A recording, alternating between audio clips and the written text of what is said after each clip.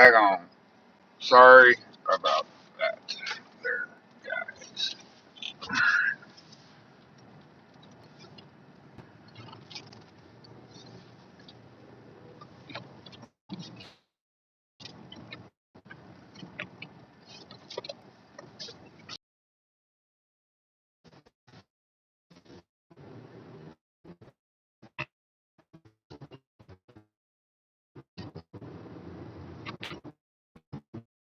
I don't know. Maybe they have some calls or whatever. I'm thinking they have some here because my internet keeps dropping. What are those called? I'm just gonna stop real quick. Yeah. And don't know what's going on here. Really don't know what's going on.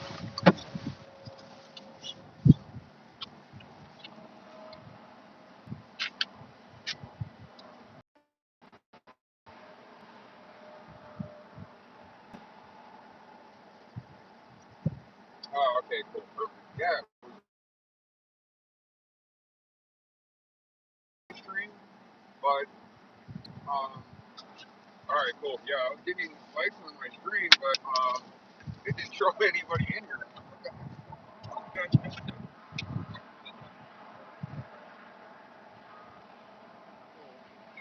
That's work on that.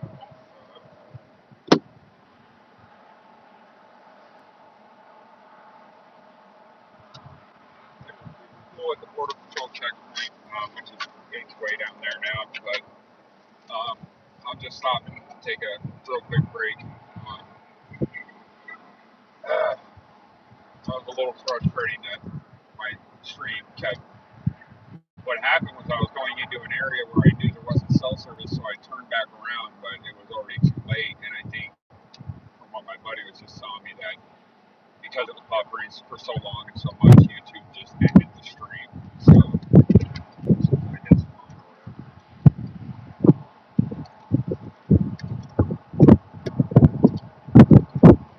But trying to get back in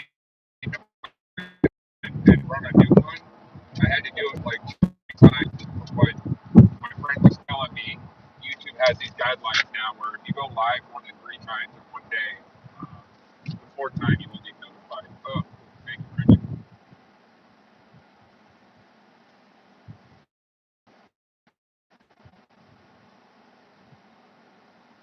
Um, I think my plan is to head back up to Tucson and head back up to Tucson and probably just chat with homeless people for the rest of the day and maybe possibly do a little searching up there, maybe in Nancy's area. I'm gonna hook you guys back up to my car real quick. Just give me a second. I gotta go. I gotta go water some trees out here real quick. I will be right back. I need to kind of tuck and hide somewhere, so I will be right back, guys.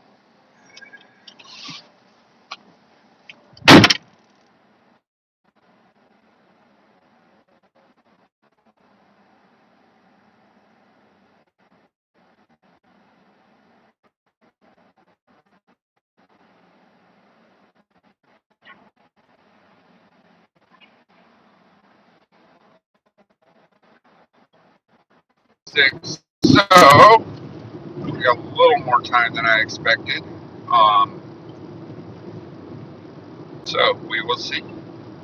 But I think the rest of this week that I have off from work up until Saturday, I have to go back to work Saturday. I think I'm going to continue to uh, search and do things, but I'm going to stay up in the Tucson area. I'm not going to, not this week. I do want to come back down here and venture some more, especially down through Chewbacca and Rio Rico, but I need to get more, I need to be more prepared. I need Starlink and I need, yeah, just more stuff to be prepared down here. So that's where I'm at right now. I'm on my way back up to Tucson. It looks like I need to get over because there's a semi slowing down up there.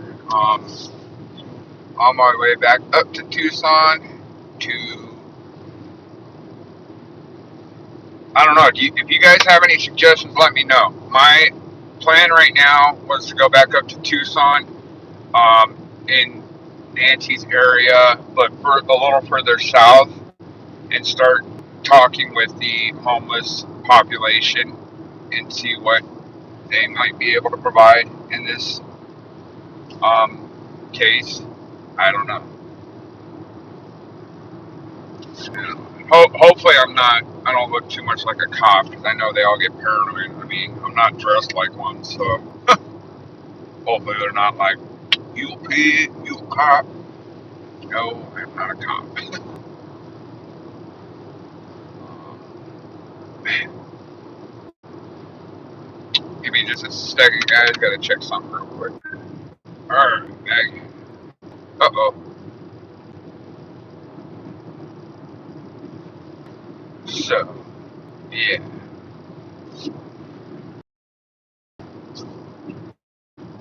We will,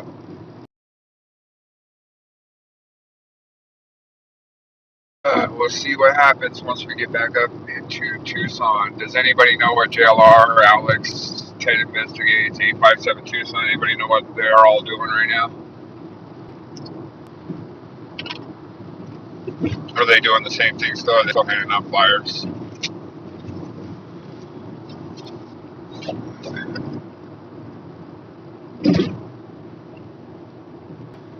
Oh yeah, that is for sure. That is for sure.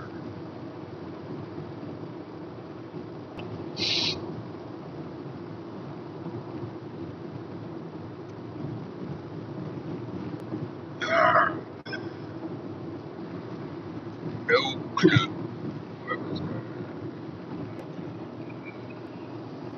Whoa.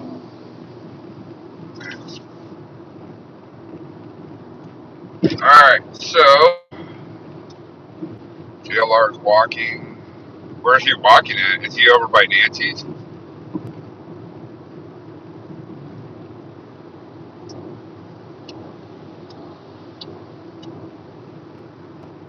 Oh, you know what? No, I was thinking about going east up on Sowery Road, but I think we'll wait off on that because I do want to go to Nancy's neighborhood-ish or south of her neighborhood and just start talking to homeless people.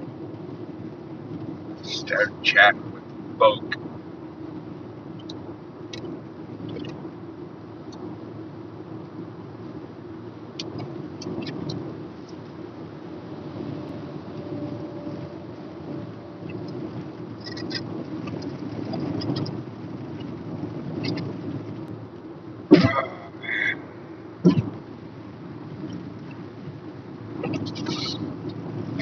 Sorry, it's so quiet, guys. I don't have much to say. I mean, if I see a bunch of people come in, I'll kind of relay what my plan is today, what we're doing, all that good stuff. But as of right now, I'm kind of just laying low until I get back up into the Tucson area.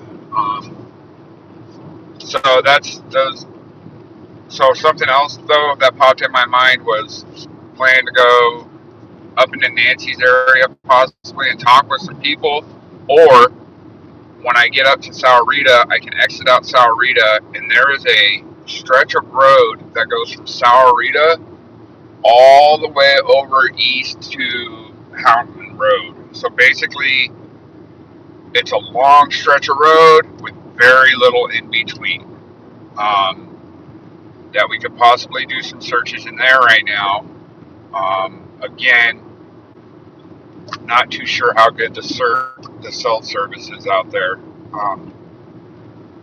And I don't really have a cell service app that I can see where AT&T is hit and miss in this southern Arizona area. But so let me know, guys. I guess put a 1 in there if you want me to go talk to homeless down south around Nancy's area and see if they have any information and possibly hand out some flyers, or take Sahuarita Road coming up soon all the way east and stop and do some searching in there. That Sahuarita Road is definitely, I would say that would be a good area for someone to pull over and ditch evidence. I would say that for sure, which I'm sure has happened with other cases in the past. So yeah, number 2 for the Sahuarita Road. Number 1, go talk to homeless. Number 2, Sahuarita Road going east. Just let me know. Number 1. All right. Uno numero. All right. One. We got 6 people. If I get 2 more ones, that's what I will be going to do. Criminal network. Oh, Alex is with JLR. Okay, yeah. He was when I caught JLR's live this morning. He was up front with in JLR's rental. So yeah, makes sense. Number 1. All right, that's 3, and we got 5 people in here. Number 1 will be what I'm gonna do. Talk to the homeless, or at least find some homeless that. I mean, another thing is too is talking with the homeless in Tucson. I mean, I'm sure it's like it everywhere, but yeah, it's definitely. I was just getting ready to say that, bro. Is that with the homeless in the Tucson area, um, they're all on, not all of them, but the DRUG use, the just the stuff that they're going through or maybe doing. I just need to make sure I'm on my toes when talking to them because they swing a hatchet or something out of nowhere. I don't know if you guys know about the Jacob Couch case from last year, but yeah, um, terrible story. I don't really, it's kind of hard to even discuss it here on this live, but if you look up Jacob Couch Tucson and just read that story, it's unbelievable. And that's just one of these stories.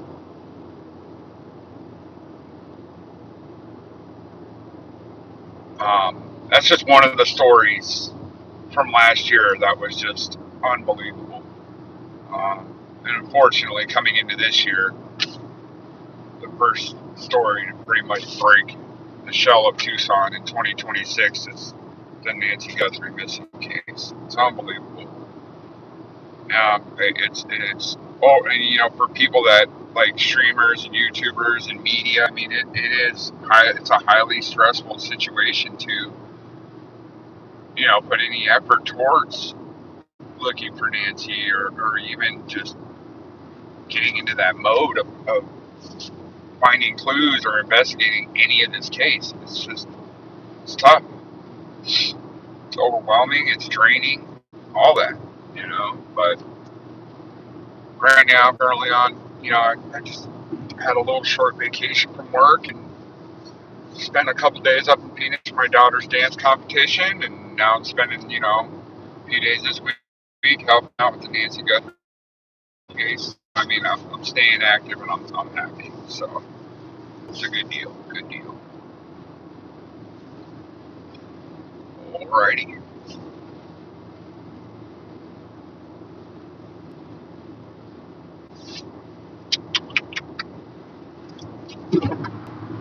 I saw Lincoln. You know, another thing I can do actually is I can hit that Sahuarita Road to go east, and then shoot up to the freeway and just take the freeway west and head out to Nancy's. I think I might do that. Possibly. We'll see. I don't know. Maybe not. Approaching this town off to the right is Sahuarita. There goes Sahuarita Road. I think I'm just gonna go up to Tucson. We'll just shoot up to Tucson again. Yeah, no, definitely. We'll work on being on high alert. Um, Probably should take off my jewelry while I'm going to be out there searching too, or talking with the homeless people. I'm definitely going to take off my jewelry. So that's just a money sign for anyone, honestly. Usually when I wear jewelry though too, I just usually wear a necklace with a cross on it, and then I keep that tucked under my shirt. I don't even let it like uh, hang out. We are going, so I'm heading back up to Tucson. I've decided that going down to Green Valley, Tubac, Rio Rico area, I'm gonna do. If nothing breaks in the case, I'll probably do that here in the next month or so. I'll come back down here to do more searching and stuff once I get another phone and safe link and all that. A lot of this on Colb Road. Yes, so Colb Road in Tucson is a road that stretches from the freeway and it goes all the way north, basically to the bottom of the Catalina Mountains. There is a lot of homeless on Colb Road. Another reason I know that is because I live off of golf links in Colb. Fortunately, I live kind of tucked back in an area, so it's nice and it's away from like kind of most of the stuff typically happens like right at the intersection of golf links and Colb. There's a pawn shop there, there's a grocery store, so there's a lot of theft and things like that. So nice. So I've already passed Salarito Road, so I won't be going up that. I don't know if I do anything on Colb Road, but it might be towards the time when I'm heading in. We'll just have to wait and see. As of right now, right on, getting a little more people in here. I know it's not a ton of people in here. That's okay. Like I said, I got a solid few people that are helping me with suggestions and stuff, but who knows? Maybe I'll be the guy to find something out and I'll only have 3 viewers in here. How about that, huh?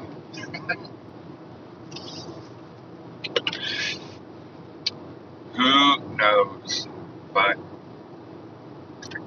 we will see. We will see. $1.2 million. I've thought about that. Personally, I think the 1.2 million, I don't know, if you guys know, put it in the chat. I don't personally know. I know that Savannah just came out and said, we're offering our reward of 1.1 million. Did she say if that's for kind of how the law enforcement does it? Is that for, like, do you get that reward if there's an arrest and a conviction and all that? Or is that reward just for anything? Like, for anything as far as, like, if you find their mom or if you give information about the suspect, like, is that for anything? Or is it basically leading up to an arrest like they do with law enforcement rewards? If you could answer that in the chat, it'd be nice to know. Because I don't... And yeah, see, I don't know how her reward is either, but I was actually thinking about it the other day, and I'm not desperately in need of money, so yeah, that's a lot of money, but I still think I would at least take a good chunk of that, maybe like, so you got to think after taxes, you're probably going to be taking around $750,000. Personally, I'd probably put $500,000 of that towards the National Missing and Exploited Children Foundation, personally. And then just have enough left over for me to buy a house or something, but I don't know. I'm not really talking about the reward. I'm trying to take it one step at a time, but yeah, no, it's a nice reward, but I really don't feel like that's why I'm doing it. Yeah, it might be, that I got to remember when I'm talking to the homeless people to mention that reward, because that's going to be ringing in there. It's like, well, $1 million, that's enough Mickey's 40s for life, something. 5%, that's it. Yeah, yeah, T. Clark, basically. So probably like with the week that this all happened, my wife's grandmother, who we call Nana, she's still alive. She is she's about the same age. I want to say she might be a couple years younger than Nancy Guthrie. But the crazy thing is my wife's Nana.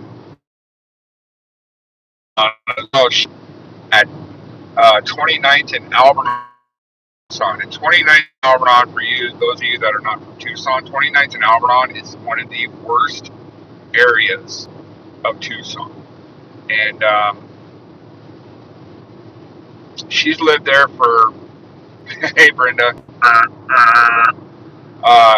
Nana's lived in that area for, gosh, I want to say like 50 years, something like that. And as it's progressively gotten worse for the crime in that area, um, she's never, knock on, never had anything happen to her in that area. No, like, shoot pews or nothing, But I was talking about it to her. She is just this tiny little, small, innocent little woman. And man, if someone went into her house and snatched her up, you would not believe how much more. I probably would have quit my job already and, been looking for her every day if this had happened to her. It's the way it is, but it's that's another reason why it makes me think that this whole kidnapping was targeted. Um, I mean, you really, as you guys have seen in other streams, those streets in there are pitch black. I mean, you got to know your way in and out of that neighborhood.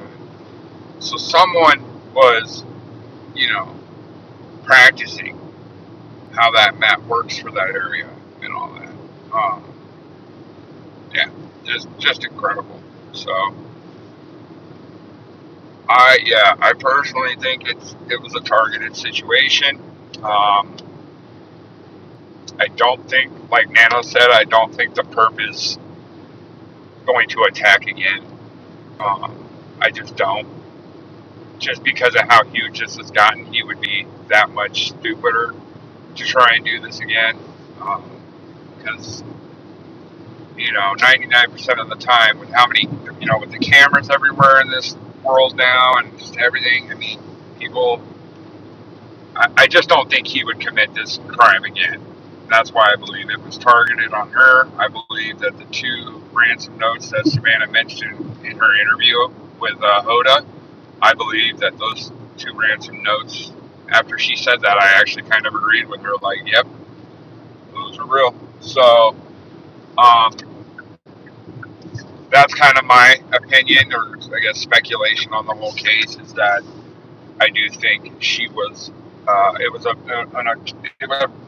kidnapping for ransom, and it was targeted. So if you guys, want to mention your opinion of what you think happened or how you think everything went with this whole case, yeah, feel free to put it in there. AJW showed us the chair again this morning across from Nancy's in the bushes and the wheelbarrow. Whoa. What, didn't even, how long's that stuff been there? Because how long's that stuff been there, T. Clark? Because I spent a lot of time up in Nancy's and I don't remember hearing anything about a wheelbarrow or a chair. Day one? What the? And it's right across from Nancy's house?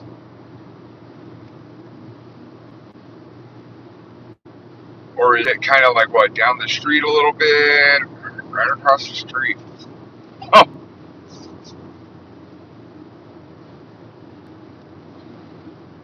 huh.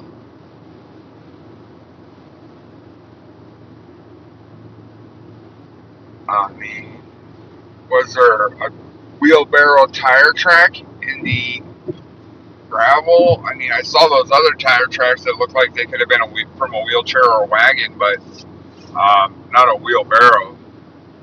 Because typically, well, I don't know, I guess it depends now. You can buy all kinds of different wheelbarrows, but they're those wheelbarrows that typically wheelbarrows only have that front wheel on the front in the middle. Now, if you say there were two people and they put it down and just dragged it, that would probably possibly make those tire looking marks too in the driveway, but I highly doubt that. I mean, if they put her in a wheelbarrow and then got her out of there, wheelbarrow up on the hill, bro, that's crazy. Holy moly. Wow. That is wild. The other terrible thing though is that the crime scene wasn't taped off, so the amount of people that were walking through that yard and in and out of the house, just all that, who knows how much evidence is gone because of that. Unbelievable. Just unbelievable. I might have to check that out today. Chairs in the bushes. Wow, interesting.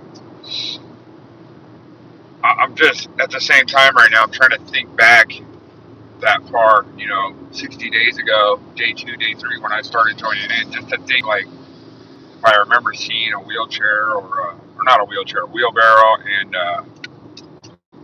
a chair. Yeah, I just can't, right now, I can't remember seeing stuff like that. But that's just me right now.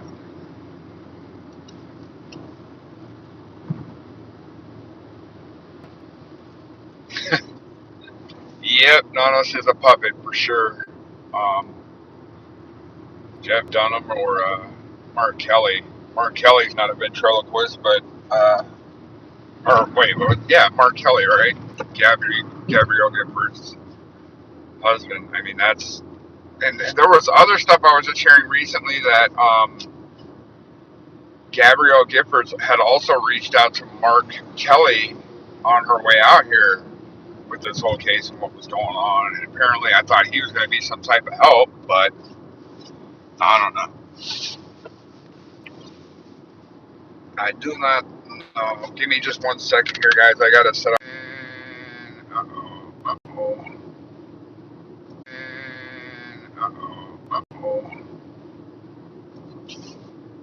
Bear with me, guys. I'm just trying to get this orientation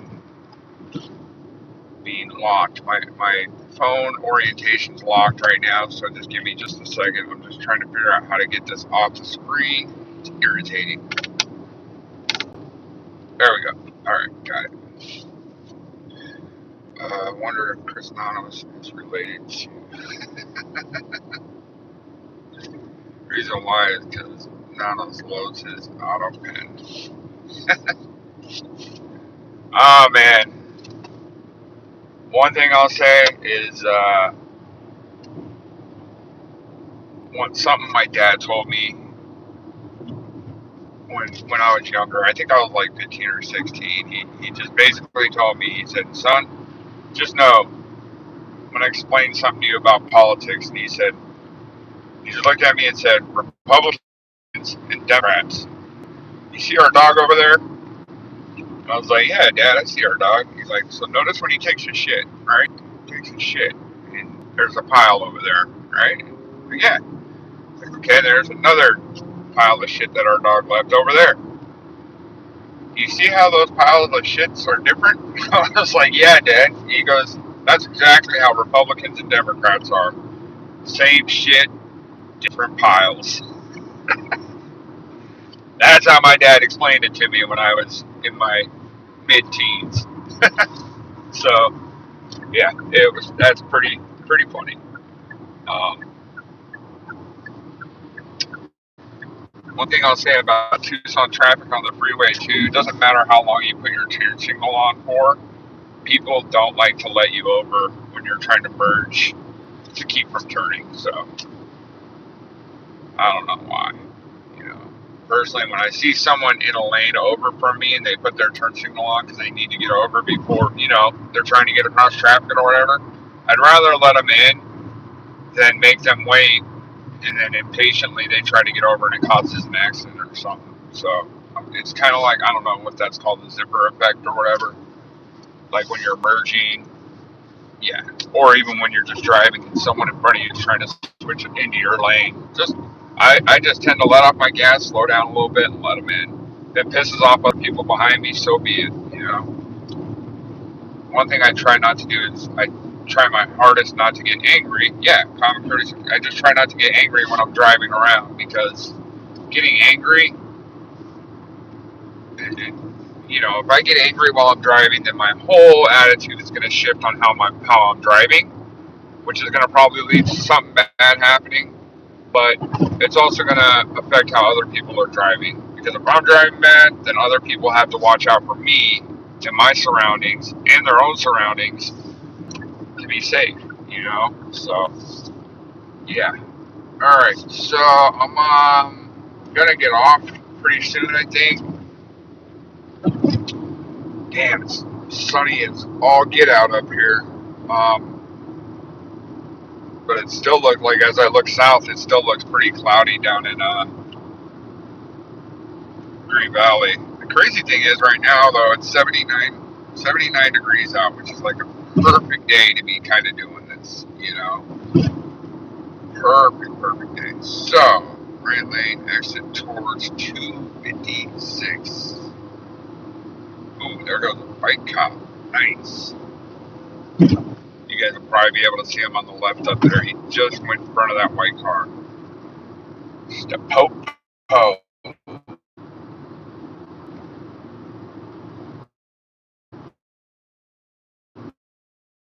So, they've got white cops now just pulling someone over. That sucks. That freaking sucks. This is 257. So I'm getting off on Grant Road, and then I'm going to be going north up to Nancy. I'm not going to Nancy.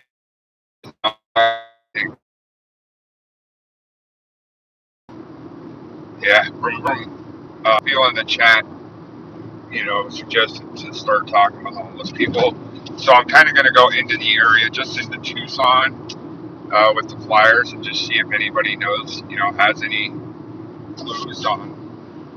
Thanks to Missing and Alerts, he actually, talked to me about doing this yesterday. So we'll see how it goes. I really, when it comes to homeless people, like he was saying, you got to be on high alert. You just got to be cautious, because it's, I don't know, maybe it's not that hard to read homeless people, because they're homeless. So I don't know. I mean, typically when you come across homeless people, they're super nice. They just, sometimes, but then sometimes you come across them and they can be very extremely rude, pissed off, angry, need drugs, whatever it is. So I don't think they're too hard to read as far as that goes, but you never know. I think with homeless individuals, anything can pop off at any time. I honestly believe that you can be having a great conversation with the homeless person, and the next thing you know, you're fist fighting with them. So, yeah, I think it can be. Yep, just be yourself. Thank you very much, T. Clark. I appreciate that. I try to be. Um, one thing I've instilled in my kids growing up, which um,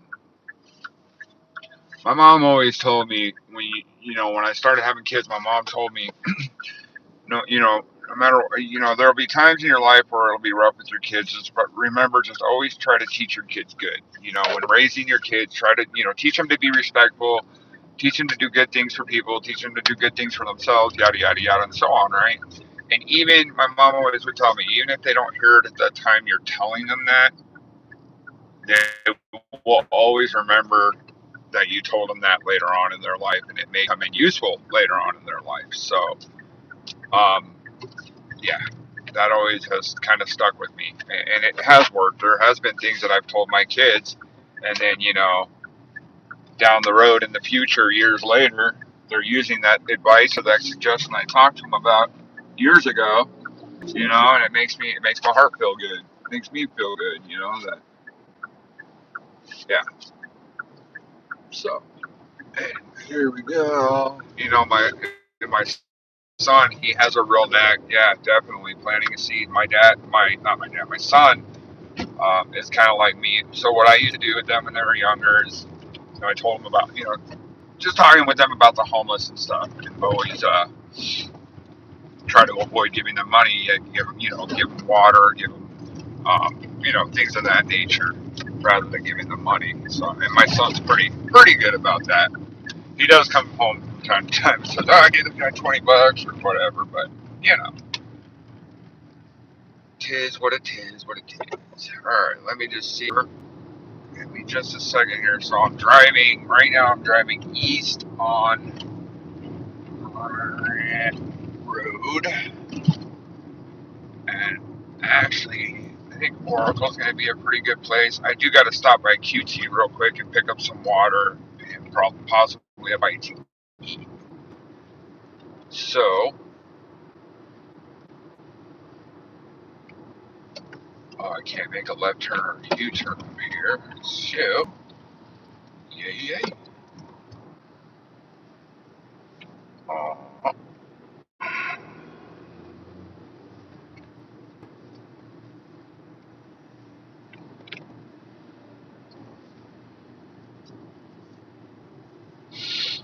Alright, hang tight.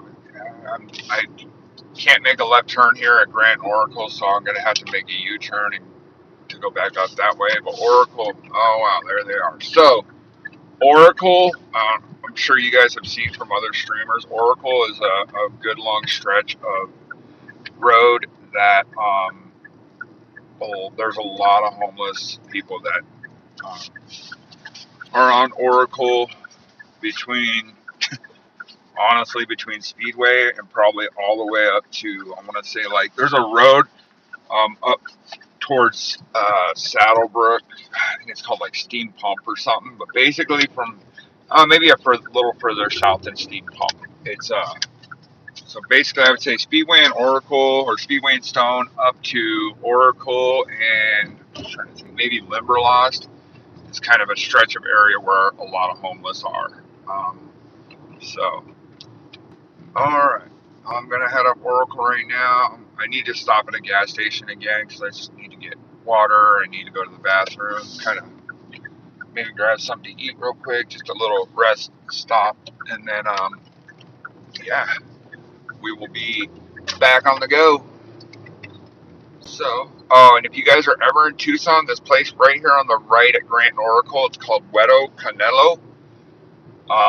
He actually, I don't know if he's still winning awards, but he won awards for years, back to back to back to back to back to back. But he has what's called the Sonoran hot dog, and his Sonoran hot dogs are incredible.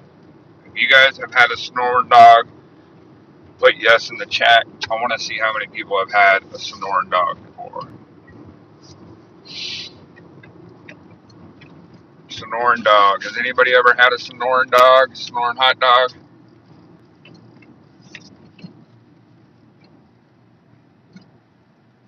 What's that? All right, so Sonoran hot dog, they're really popular down here in Arizona. Basically, it's a hot dog on a toasted, like, so that's what makes El Huevo Canelo's Sonoran hot dogs really good is the bun. It's like a toasted bun, and it's super soft and warm with the hot dog in it. And then the hot dog has bacon wrapped around in it, and then there's like mayo, mustard, tomato. There's just like all kinds of fixings inside of the Sonoran dog. If you guys look up, you could probably Google like El Huevo Canelo Sonoran hot dog from Tucson. That guy has won like New York's best hot dog award. He won that award like 3 or 4 years in a row, and it's just a super popular restaurant here in Tucson. As far as he's really popular for his hot dog. They have really good carne asada. Yeah. So, I know I'm white, so when I say things like that are supposed to sound like Hispanic or Mexican or Spanish wise, I'm not. Yeah, I don't really have that type of accent. The carne asadi is really good. Cool. Right on, buddy. We'll be here when you get back, or it should be. But right now, I am going to stop. There's a QT up here that I'm going to stop at, guys. Um, to use the bathroom, grab a bite to eat real quick, and yeah, I'm not gonna stop the live, but I am gonna take a break for a minute. So if you guys need to get anything done, or if you just want to get out and go check out the other streamers, have at it. I will be back here in a few. Kind of looks like I have a solid following right now, so I appreciate you guys very much. And yeah, here's the QT, and possibly maybe even some homeless individuals that we can talk to. We'll see. All right. Do you guys think? What do you think, guys? Do you think it's a good idea for me to get some cash back and just carry some ones on me to give to these homeless people for kind of like helping out with some information if they have any, or just even willing to talk, or what? What do you guys think? Let me know. I'll yeah. You guys can let me know what you think as far as like, because I'll get some cash back right now if needed. Yeah, good idea. Cool. All right, sweet. So that's what I'm gonna do. I'm gonna get some. All right. So if you guys need to go, take a break or whatever, just give me about 10 minutes and I will be back, guys. Again, I'm not turning the live off. I'm just going silent here for about, I don't know, I'd say 10 minutes. Thanks.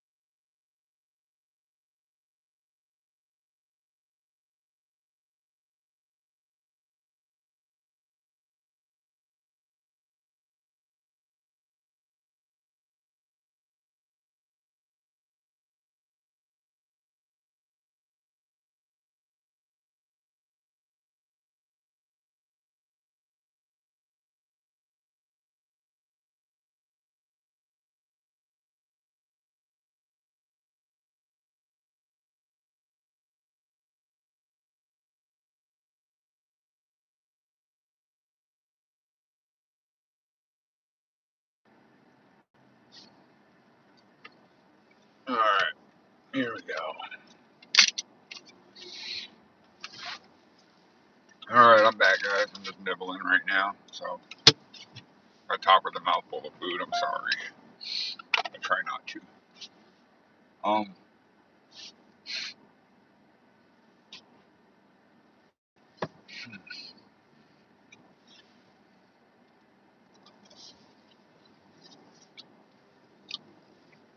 Alright.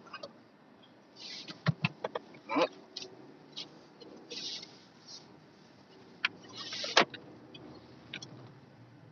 man.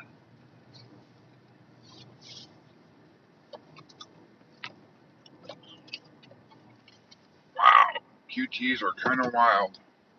With the way how people drive in here. I mean, it's a parking lot. You should be driving like 5 miles an hour, not 20. um, yeah.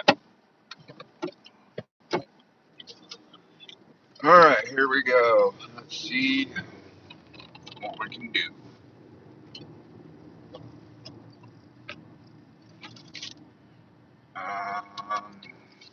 Alright.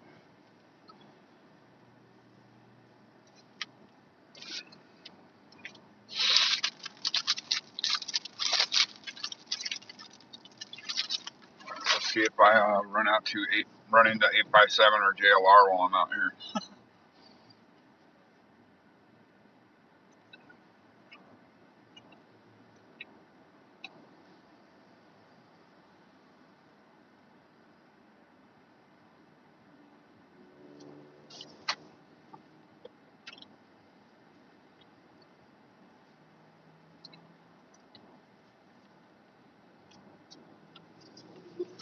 Alright.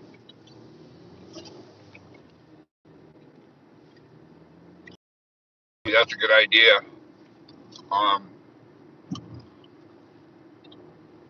got a Sammy, huh? Alright, well, Brenda, drive me some popcorn. Popcorn and soda, huh? Ah, that's a good idea, T. Clark. Thank you. A couple dollars in each pocket. Or, I'll even probably just take a couple dollars out of my wallet and then put them in my pocket and just go from there. You know what I mean? Yeah, that way I'm not pulling out a wad of cash. And I think what I'll do too is I'm going to leave my wallet in my glove box. I don't really want to. I'm going to tell you right now, the homeless people in Tucson do not care. Um, they don't care if you give them money. Once you give them money, they'll rob you for whatever else you got. That's why it's really got to be real careful when you're out here interviewing homeless people. Um, like I was saying yesterday, there's a guy named, pretty sure his name's Juan, and he spends a lot of his time down here. He's from Phoenix. Well, he's from California originally, but he lives in Phoenix now. And he spends a lot of his time down here, like interviewing the homeless. But his thing is more like along the lines of, um, he interviews them to give people in the world a view of a homeless person's life, what happened to them, what they're planning, what their goals are, so on and so on. Um, I forgot to look it up. I think I said yesterday too. I'll look it up to see what. But I'm pretty sure I know his main page was called or is called Tales from the Streets. And you'll kind of notice when you go to his page right away. I follow him kind of just more for entertainment purposes, and who knows, you may come across someone you know. I actually did in one of his lives about a year and a half ago. So yeah, true. You can definitely read who's going to be asking for money, who's not going to be asking for money. So yeah, that is very true. Um, you're going to take a shortcut through, I believe this is a side street. Yeah, pastime. Um, Maybe just a second. Alright, so, yeah, as you guys can see as I'm coming through here, who's going to have money and who's not, but this area is, it's a tough area out here where I'm at right now.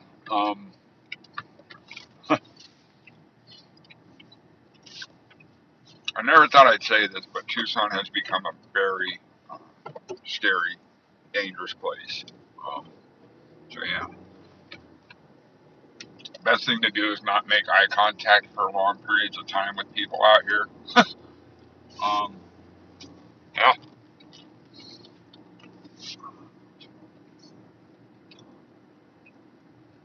all right.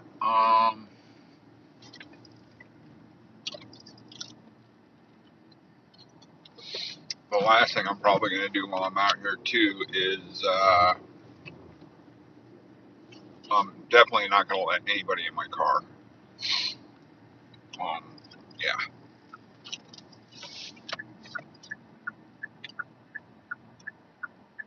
Man, what is going on? I just drove by 2 bus stops, 3 now, and no one was at. There's a bus stop just south of me right there, and then there's another one right there. Boom, and there's nobody at it. That is odd.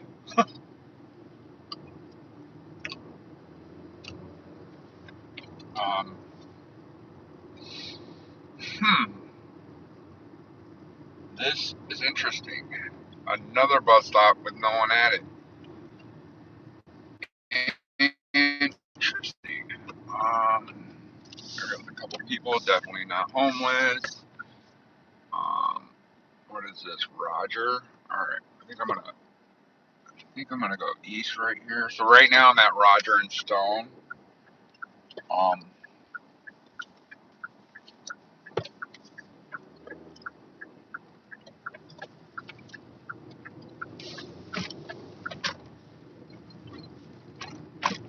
and just see what we come across when talk to some of these people out here. Just see what they got to say. Hey, hey, driving around Tucson, looking to talk with some homeless people. Ooh, damn it, those people look kind of. I may go back and talk to them. Let me pull in here and make. Sorry about that, guys. My phone's doing it again, so give me. Okay, okay. Looks like I'm back, and I do.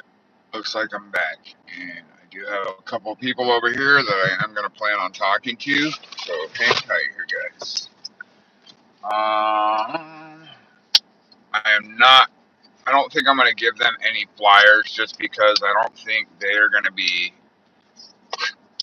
I'd rather give the flyers to people that are going to put use to them, not to people that are going to use them to do their drug with. Honestly, because I have a feeling that's all they're going to do with it is roll them up, and I don't want that. It's a waste of paper and a waste of my time too. All right, stand by, guys.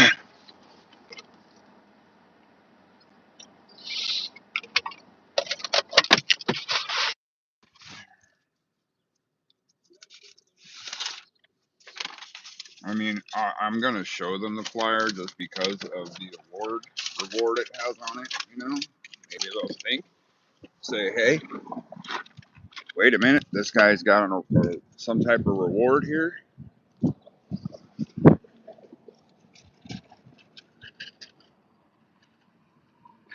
All right, I don't know. You guys want to give me some encouragement on what basically what I was gonna say? Just ask them if they're willing to talk on my live with me about information regarding the Nancy Guthrie case or what they might know about it, I guess.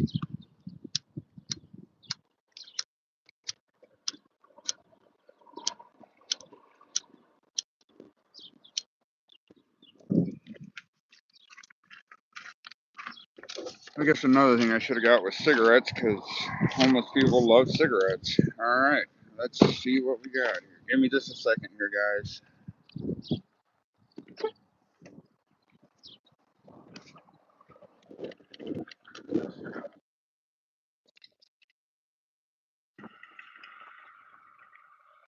All for Nancy. Amen to that. Amen to that. The other issue is I'm hoping to make sure that well, you guys can hear me, so you'll be able to hear them, right? So that was muted. I don't know.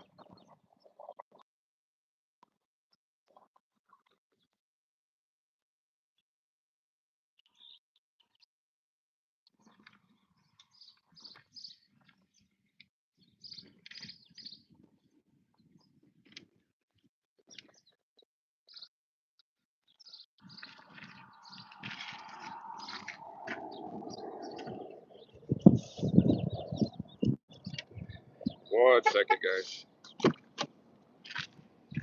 Uh-oh, where'd my drink go? There it is.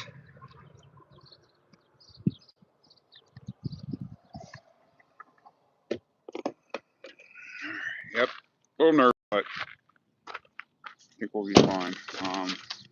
Got my reward paper here to see if they know anything. Mm.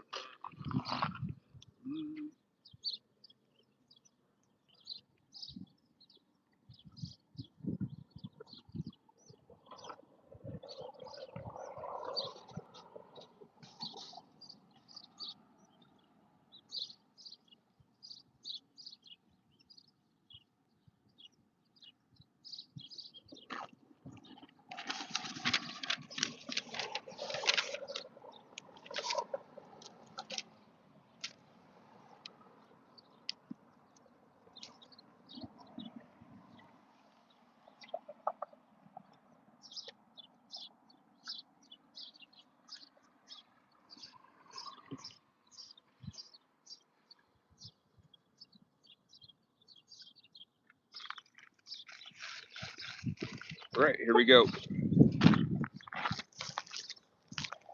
Here we go now. Here we go now.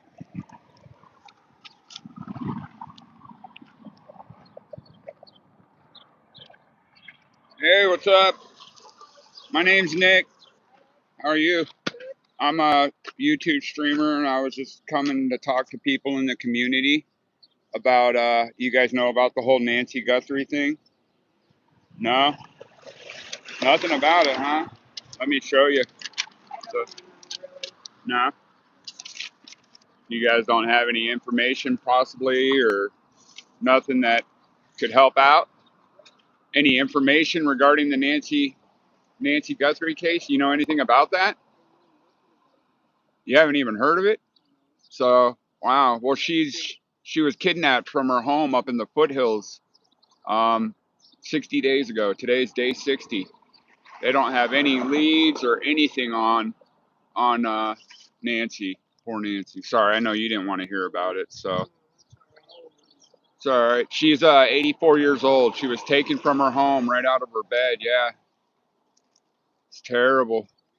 84, snatched right out of her bed. And anyways, I'm just going around in the community to talk to people just to see if maybe they know anything or whatnot. But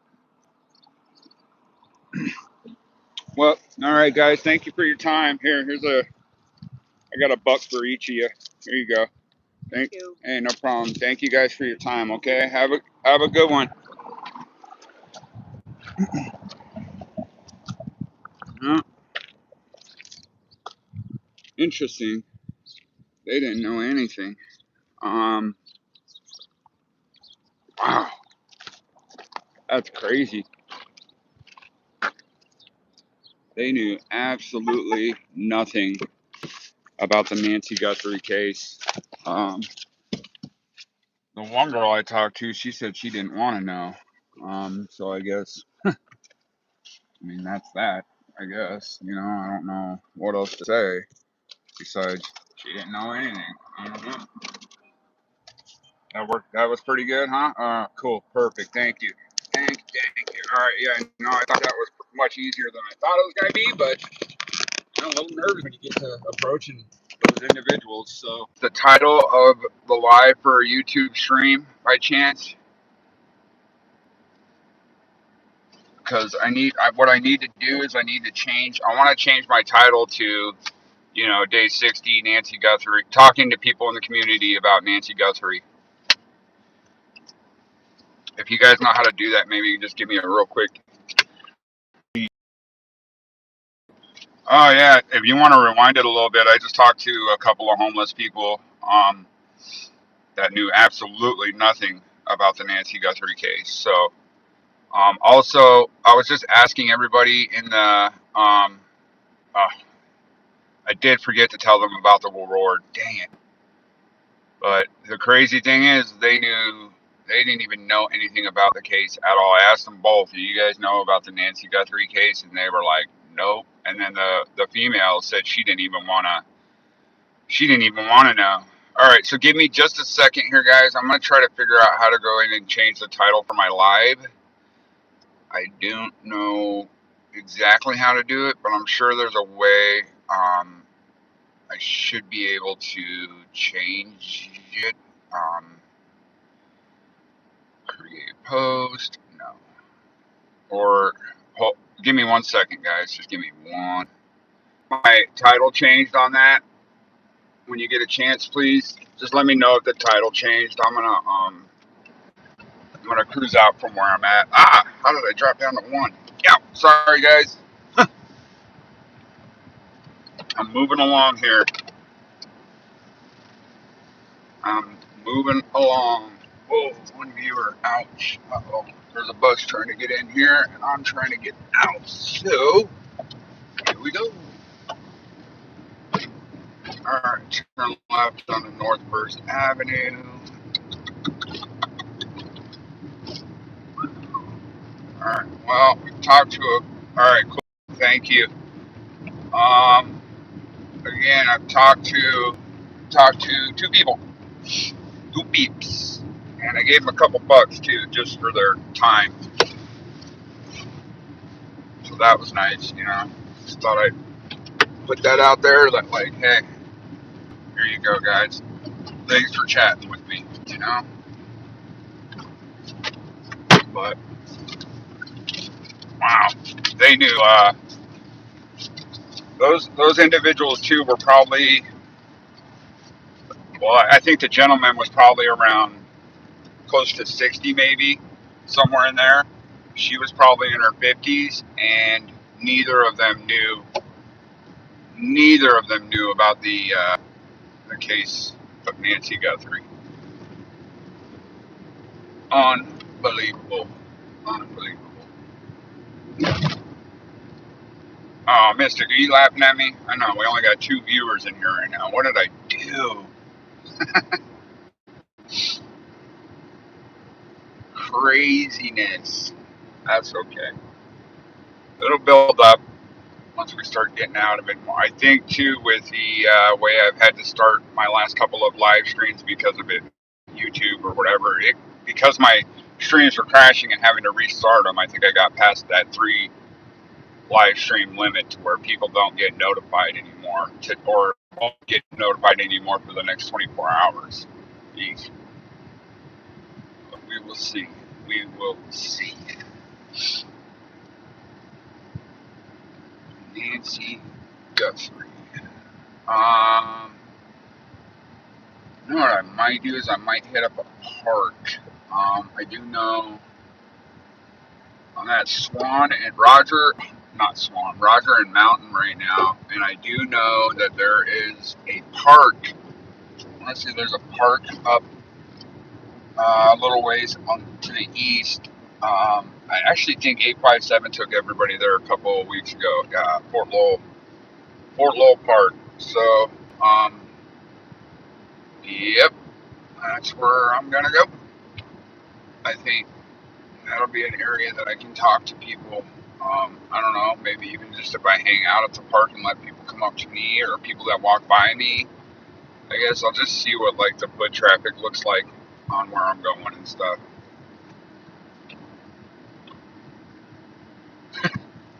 What'd you do, dude?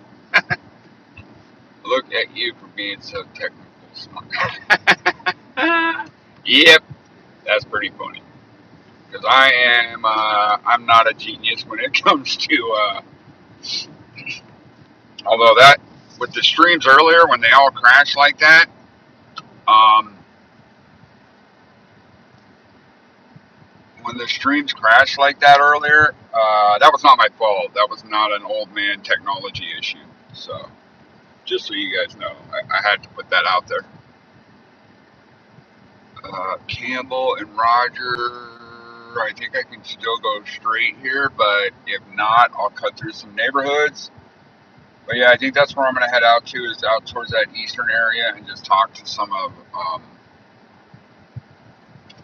some people at that park. We'll see if we can get anybody out there that wants to just talk or chit chat, or maybe just give their side or what they think about the case in itself, if they even know about it.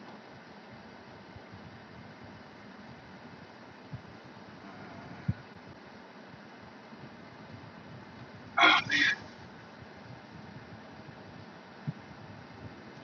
I guess, I don't know, give me your opinion on this, but when I tell them about the reward, should I tell them, like, there's also a reward, $1.2 million reward for any information leading to an arrest, I guess? It's kind of what it seems like. Oh, is this a dead end? I thought I could go through a back road up here. Dang it. Yes? Alright, cool. Thank you, Mystic. Thank you, thank you, thank you. Man, you guys have just been super helpful. Oh my god. This is a dead end. There is it looks like a farmer's market right there, but that looks like private property, so I'm not going to go in there. I am going to go back towards Campbell, and I'm going to go south, and then I'm going to take Fort Lowell over to Fort Lowell Park. There's a road called Fort Lowell, too, that you basically just runs right into the park, so. Missing and alerts people with technology difficulties. It's never my fault, man!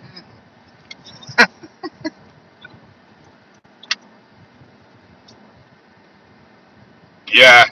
Hey, Lincoln, thank you so much. That's super nice of you. It's all good. Like I said, even with just a small, solid following, you never know. We may come across something that'll catch us all off guard or catch us by surprise. I'm not worried about it at all. I really appreciate you doing that, though. That is super, super cool of you. It was hard for me when I first started to get my stream out there. I basically had to pay with the super chats to JLR and 857 just so it got their attention, and then it stays posted up there. I am not asking you to do that at all. That's what I was doing to promote my page, and that's how I did get so many subscribers in the beginning. So, yep. And that's why I've got some cash on me to basically see if I should probably, I don't know, maybe two, when I'm talking to these individuals, maybe I should give them a couple, like $1 or $2 first, and then just start talking to them about the case. I don't know. That's kind of what I thought too, but I don't know.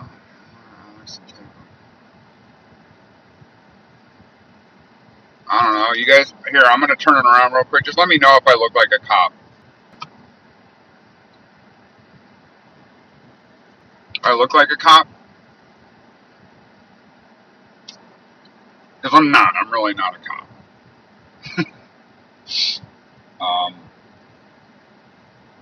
I guess that's the thing too, though. People really, that's how paranoid people are sometimes, though. They see people and they go, well, yeah, you might not be a cop. You're not trying to look like one, though, either, and blah, blah, blah. You know what I mean? So, yeah, I don't know. I mean, those people were very open when I walked up to them. The first thing I did was I just let them know what I was doing, let them know who I was, and just said, hey. Okay, cool. That sounds good, Missy. Thank you. Sounds good. A little bit and everything, and then that's basically what I did. I just tried to get them to open up a little bit, they really didn't have any information. The female really looked like I want to talk, but I gave me $1 and I just left. So, I mean, I think that's probably the most of what I can do for them right now. So, yeah, it's sad too, because you know, when I went to the female, at least she looked like she was at like her ends with the situation she's in. You know, her head was down between her legs. She just or it's tough seeing people like that. That is a tough. It's tough, you know. And then they got some guy they don't even know coming up talking to them about a kidnapping case. I'm sure they have people coming up to them all day long, though, bringing up strange stuff to them. Or yeah, it is. It's very, very sad. The guy, on the other hand, he just kind of had like, you know, when I told him she was 84 years old and kidnapped straight out of her bed, he was just like, "What? How did I not hear this?" That's kind of what he made it sound like. That's what it looked like, you know. And he was just like, "Oh my God, 84 years old." I'm like, "Yeah, man, she was snatched right out of her bed, you know, allegedly." And he was just like, "Wow, man." So, yep. Actually, you know what? I might go up to the.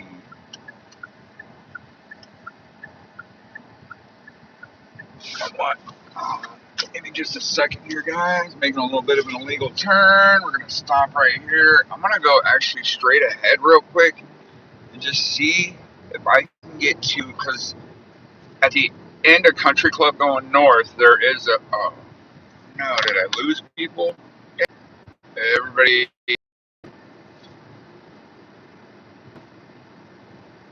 hello? Something just happened. Cause everybody, was it buffering?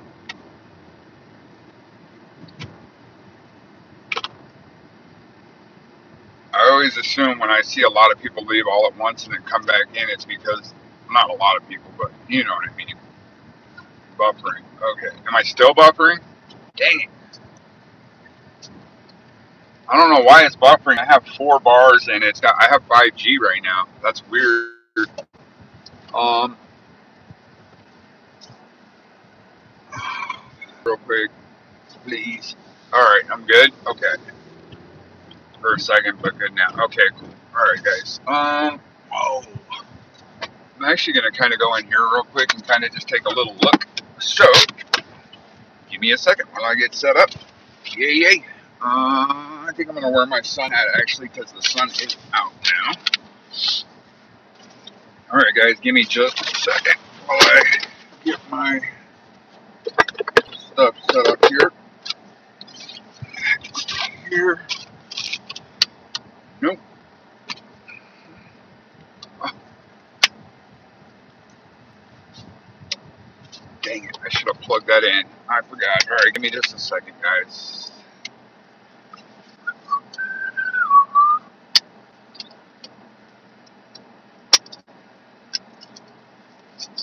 I guess I should probably try to do something viral tonight, huh? To make all the to get a bunch of viewers. I don't know, like jump off my roof and do my empty pool or something. Something like that, you know? Alright. Hang tight for a minute, guys.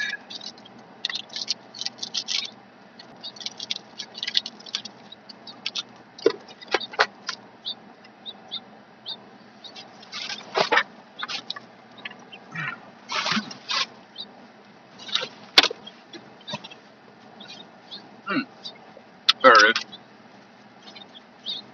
I was just looking for my hat. Just washed it last night, so it's all nice and clean.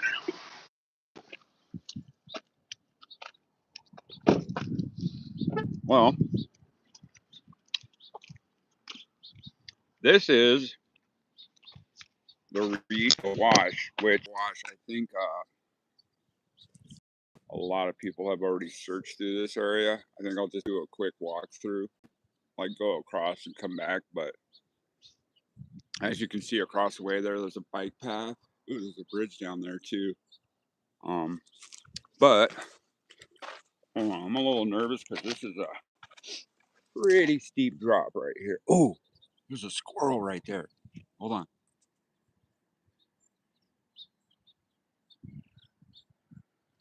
Really hard to see. No, oh no, right there. You see him? Oh, there he goes. Oh, man, that guy took off. Oh, nice. You're gonna go. Aw, Mystic, you're awesome.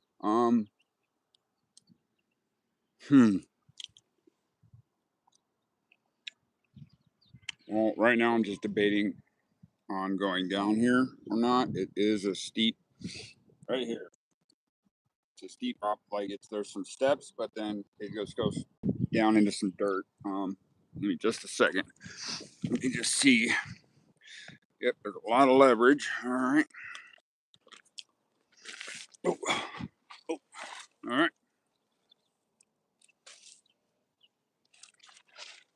Oh, that was a big lizard too. Man, there are all kinds of wildlife over here right now. Oh man. Again, just I'm trying to keep my phone out of the sun because the sun is beating down pretty hard right now, and it is pretty warm out. So I'm just gonna try and keep my phone out of the sun. There is a lot of trash through here. Um, just looking for clues in this area. Hang tight, guys. As you can see, the brush in here is very dense and tall.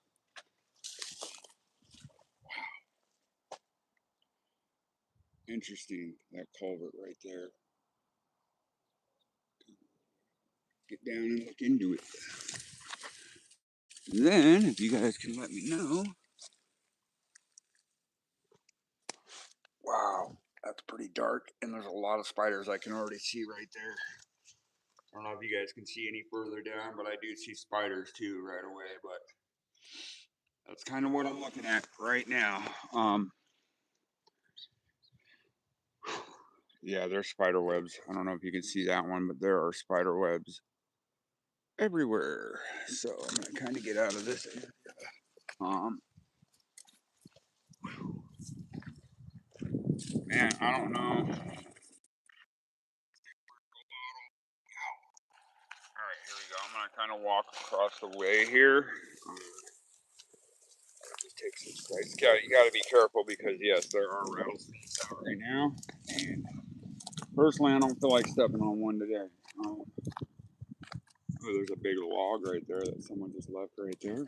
The other thing is too is when squirrels are running through the weeds, that sometimes too can sound like a rattlesnake's rattler. So if I hear that, I may get a little freaked out. Interesting. There's a log that somebody can sit on. I get kind of weirded out when I'm out in these areas too, because I don't want to come across someone sleeping or something. It's where a lot of homeless people kind of hang out in a place they call home, I guess.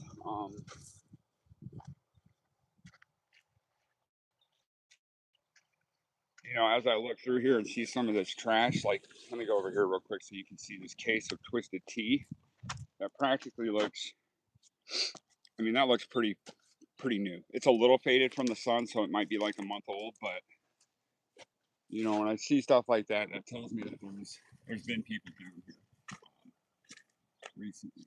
Wow, look at this. This is, I don't know how well you guys can see it, but look at this. This is like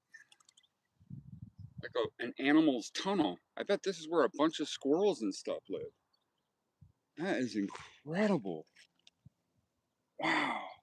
And they even used like the trash and stuff to build their home right here. Wow, crazy. Oh, this is good. Oh, look at this. YUU. That looks like a lady's slipper. But it does look faded and old. Hard to tell if it's a couple months old, but yeah, it does look. Man, that looks just like a lady's slipper, though. Yeah. Thank you, Brenda. Welcome in. Welcome in. What's going on with 857 and JLR and them right now? Are they still handing out flyers and stuff?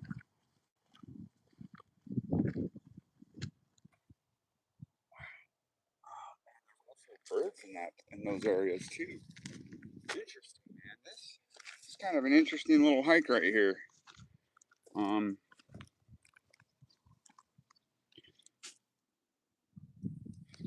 oh, Laura, thank you so much. I just saw that you just came in. That's okay. That's all right. I mean, if you want to go back and watch the live, you can too. I went down again I went to Green Valley today, and then I went down to Tubac. Tubac, I really didn't have any service down there, so I'm gonna have to wait to go back down there too until I get like SafeLink or something or Starlink. But I did hand out some flyers down in Green Valley, which went somewhat well. There's a shop down there, a thrift shop called White Elephant Thrift Shop. If you're ever down there, or ever visit, please stop by and visit them because they were very responsive on taking the flyers and making sure they got put up. So it was pretty cool. Look at this whole giant. I don't know how you guys can see it compared to me, but this is like another giant home for something pesky critters. Like, see this big log right here? This big log is basically set up against another home for whether it's squirrels or I don't know what it could be, but those animals, man, them wildlife really need to build homes. Look at this stuff. This is sticks and stuff. It's like they just build little homes right here at the base of this bush. Looks like so, something like that. Well, here I am. I'm not really finding much right now, so I'm probably gonna head back to my car. I did want to go to Fort Wolf Park and reach out to people in the community and talk to them about this case.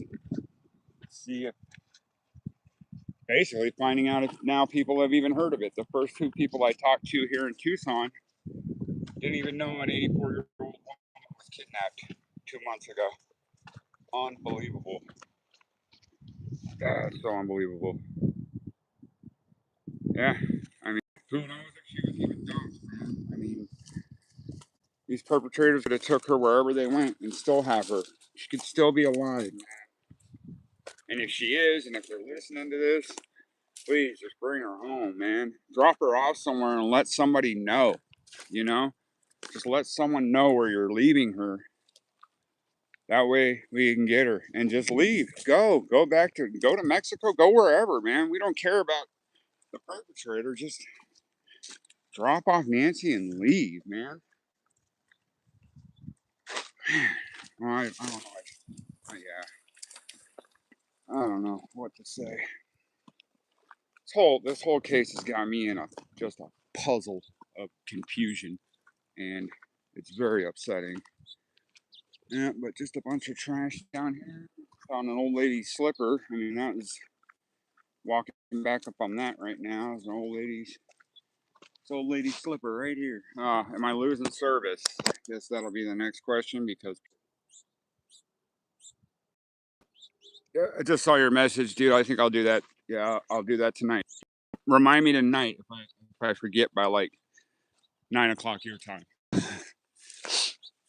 All right, so I think I'm gonna get out of this area. I'm not seeing much right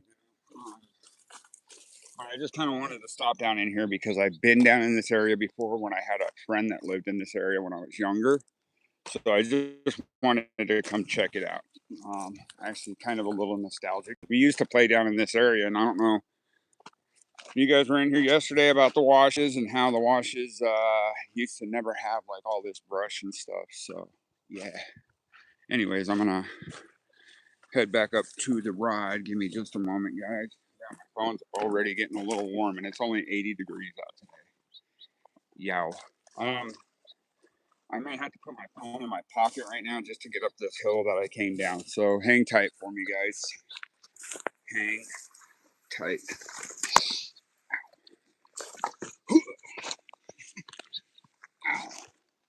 Okay, here we go. Oh, maybe not. I think I'm able to get up without having to put my phone away. Perfect. All right, sweet. Oh, yeah. Boy, I can still climb like a youngin' though. That's one thing I used to do a lot of. I guess I should have streamed that stuff when I was younger. When I used to rock climb. All right, well, stand by, guys. I'm gonna get set up in my car, and then we're gonna head over to where 857 was a couple weeks ago at Fort Lowell Park. See what's going down over there. Hey, Justice, when you were over at Fort Lowell Park with 857 on that live, did he come across any concerns over there? Or?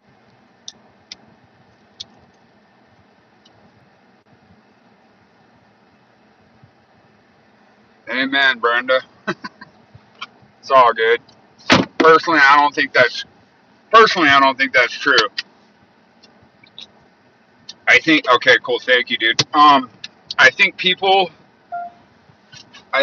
are saying that in other chats, Brenda, because they want attention, and that's a way to get attention. Because you look how many people those streamers are attracting, right? And it's because they're doing, I don't know, they're doing things, that they normally do. JLR, he usually, that's what he does. He gets callers on the phone, talks to people. That's his stream, and he's really good at it. I'm just me. I'm just boots on the ground. So that was that was a little bit of a hike back up that hill. I'm not gonna lie. All right, missing. Don't say anything, please.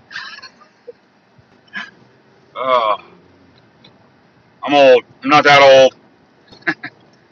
Yeah, I mean, I'm the same way, Brenda. I support them all. I'm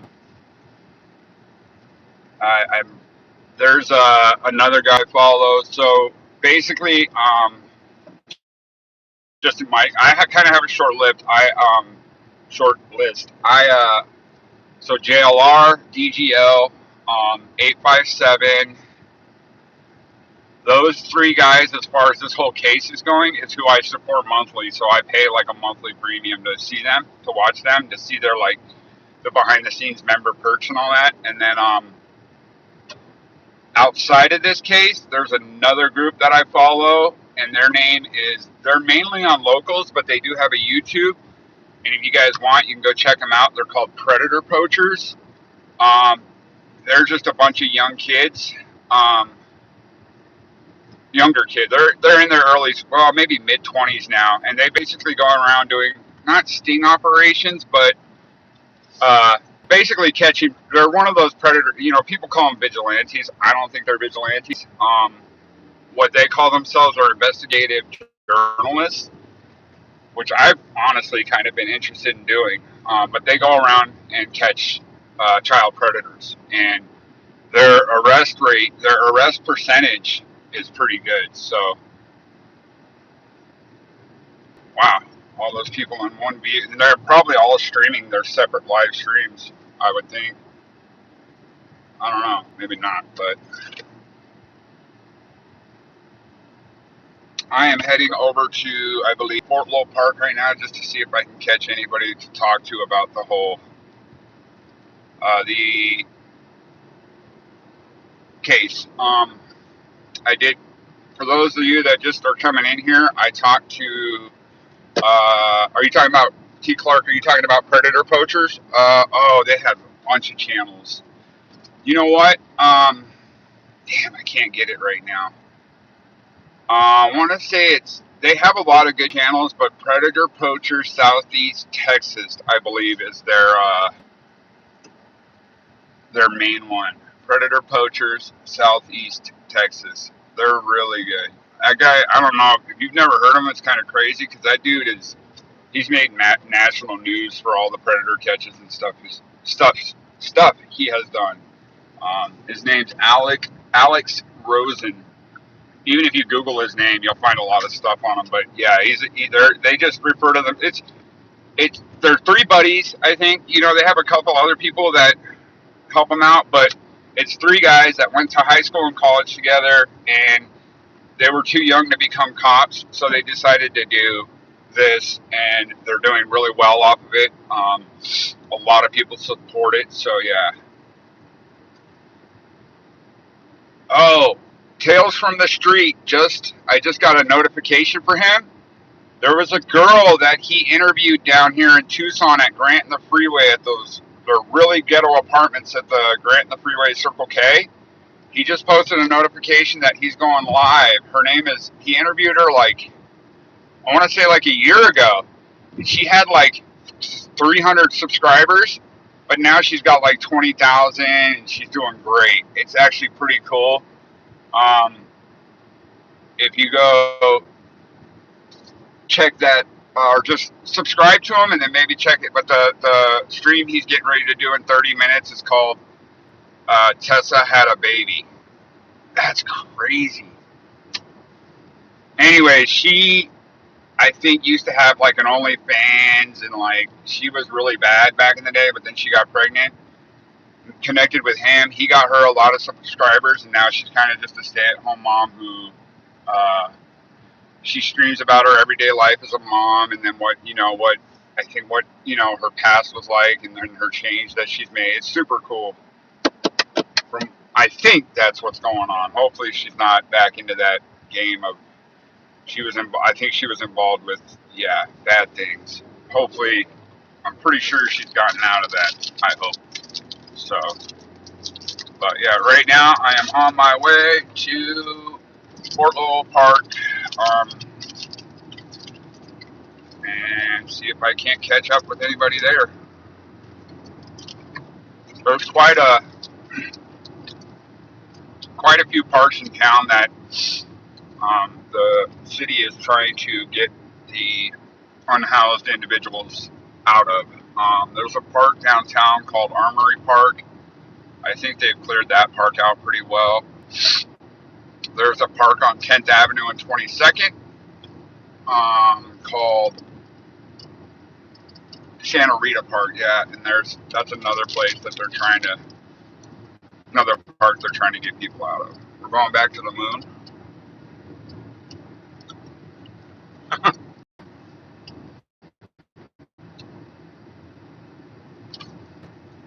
Wait, are they taking they're taking a trip to the moon, or they're sending like a satellite up there or something? What's going on? I didn't hear about that. That's breaking news.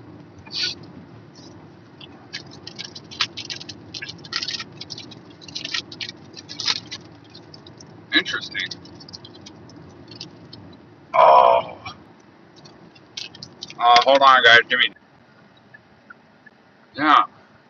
I didn't know.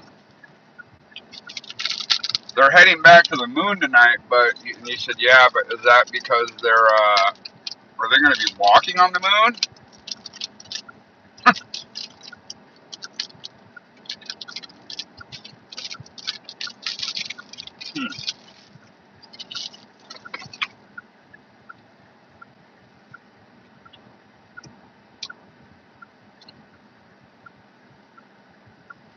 Oh, but not landing. Okay, got it. Thank you.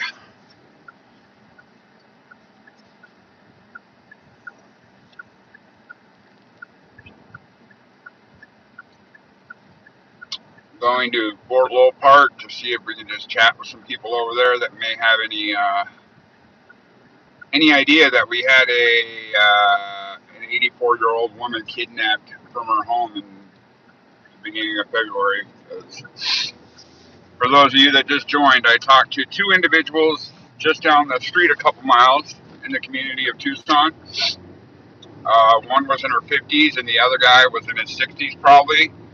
Neither of those people had any idea about the Nancy Guthrie case. Unbelievable.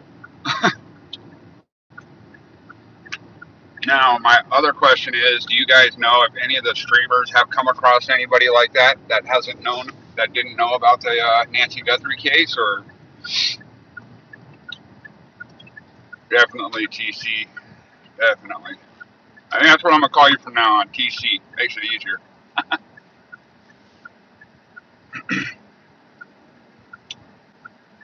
But yeah, thank you guys for joining in. Again, I'm going to head over to Fort Lowell Park right now just to see if there's any activity. I actually had a really good friend, not a really really good friend.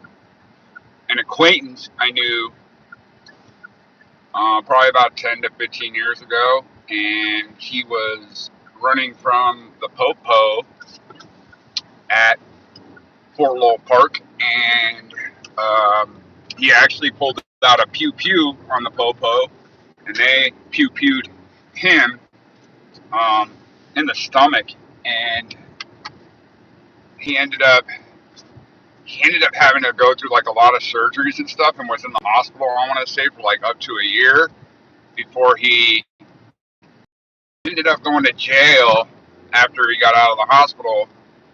But then he bonded out, and then he went on the run up until like, I want to say like 2022, and then they found him. And yeah, it was a mess. He ended up, he's in prison still. I want to say he got like 10 years in prison for pulling a pew pew on the police, because he was on things from the street and he wasn't in a good place. He's doing much better now, but unfortunately, because of where he got pew pewed in his stomach, he has a colostomy bag or whatever, or everything. He has to be fed or something. His when he goes to the bathroom, it's through that bag. It's really bad. Ugh, it's really terrible. But yeah, I think he can eat, but it all comes out into a bag, and that's where, yeah, that's basically his toilet. It's bad, sad, terrible. So in other words, don't take it up with pew pew ever.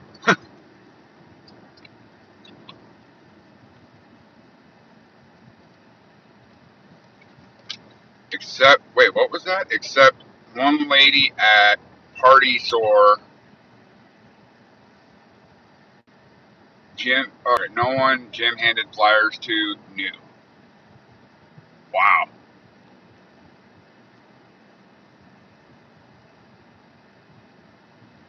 that's incredible.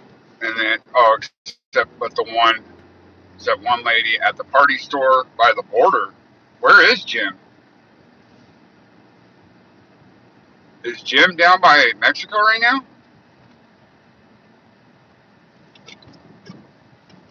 I thought he was in Tucson. Oh wow, the Party Store by the border. Hmm.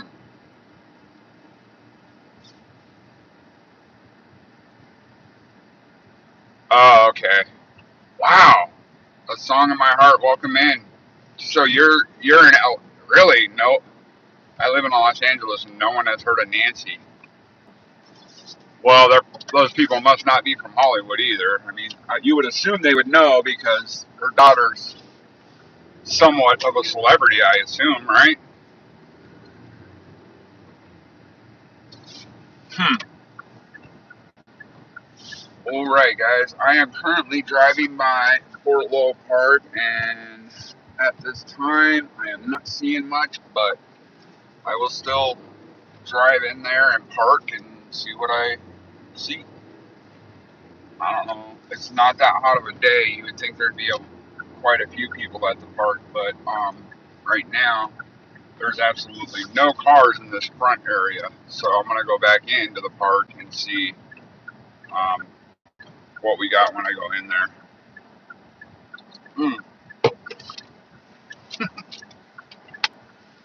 Dang, I need to remember to charge this. I got my sun hat. That's going on. I do not want to fry my neck in this heat. All right, welcome in, guys. Welcome in. People, it looks like I'm starting to get a few viewers in, just so you guys know. Mystic, that guy, hopefully will go back and check if he was serious now that he knows there is a reward.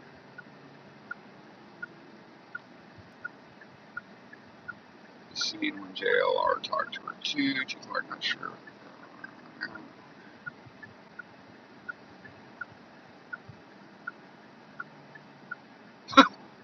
Wait, someone said they found Nancy behind a culvert in Tucson?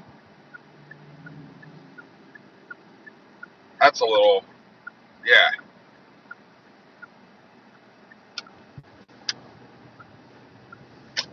Huh. Told me her mother stayed in Nancy Guthrie's guest house 8 years ago. Nancy rented it out. Huh. Interesting. Yeah, where was this culvert located? Because I'm kind of interested in going to check it out. Um, do you know the location of where Tim was at when, or the location of where that person said the culvert was at? Interesting. Interesting. All right, now I'm driving by a park with a lot of families and kids there, so I don't really want to pull my camera out on them right there. I'm sure they know. Who knows? I remember I did clip that part of the video, so.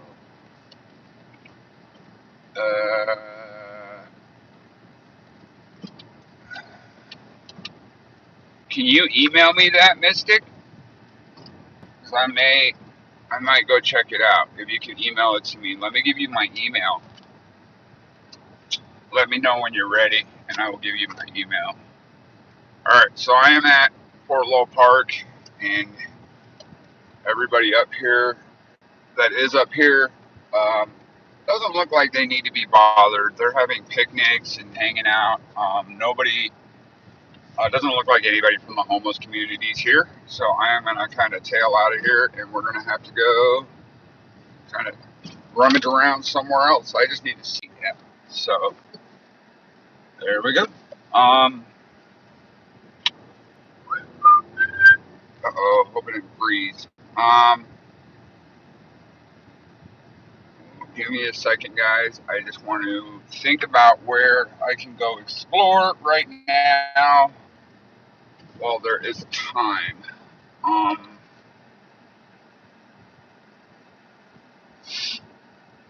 So give me just a second.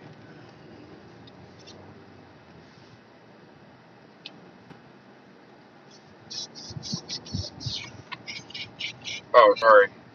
Mystic. Wait, was that Mystic? Oh, yeah, it was. So, oh, yeah. So, all right, Mystic Mama, I can't type in right now, but my email, I'll spell it out. Well, it's slankstretch82@gmail.com. So that's SL, S is in Sam, LANK.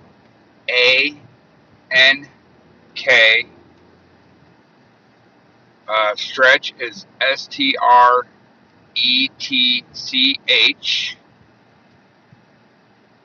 at, or no, slankstretch82@gmail.com. Let me know if you need to spell that out again.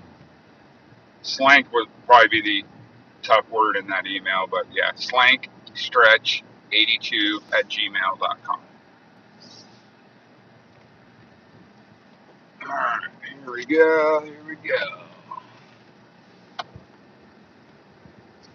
Wow, some people didn't know at Walmart, huh? Wow.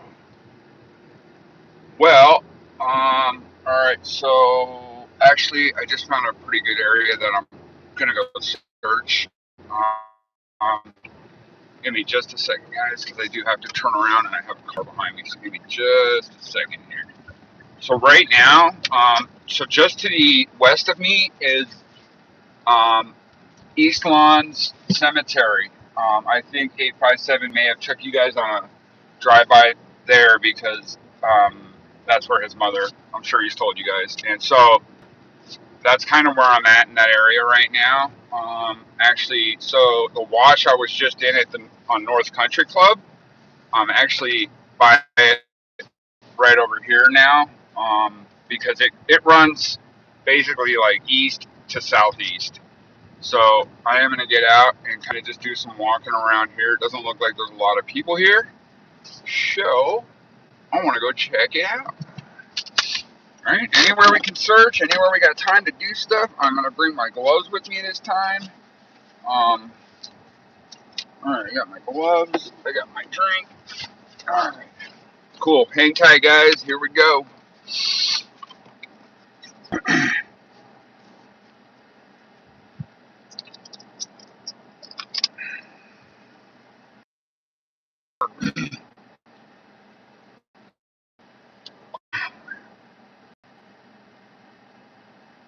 Alright.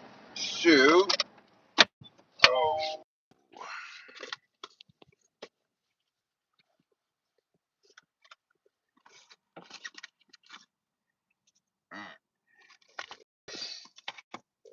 that, that.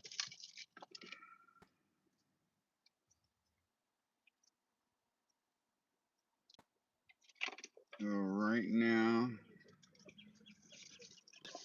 I am in the Rito, somewhat of a Rito wash. I actually think it ends over here, and this is where it turns into, I want to say, the Pantano wash. Could be wrong, but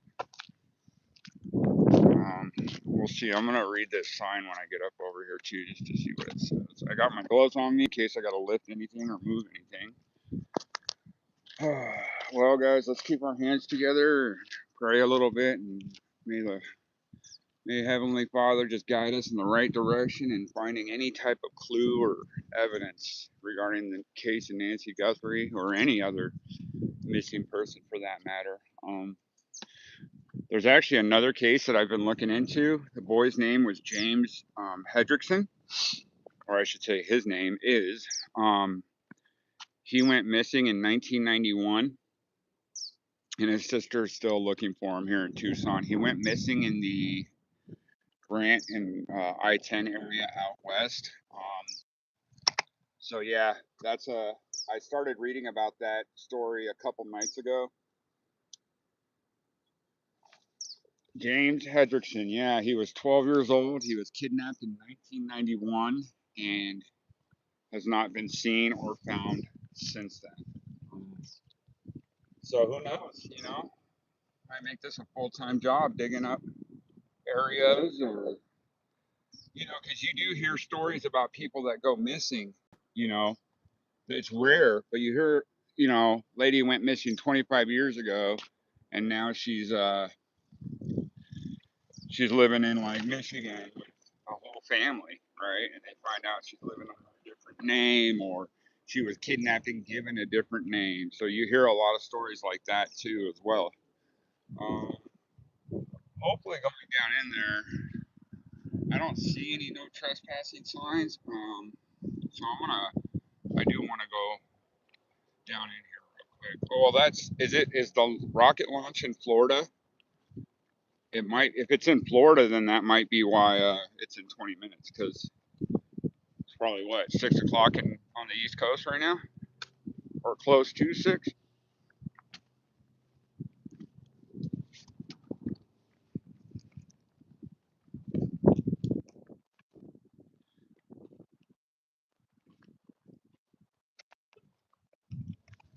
Okay, well, let's see.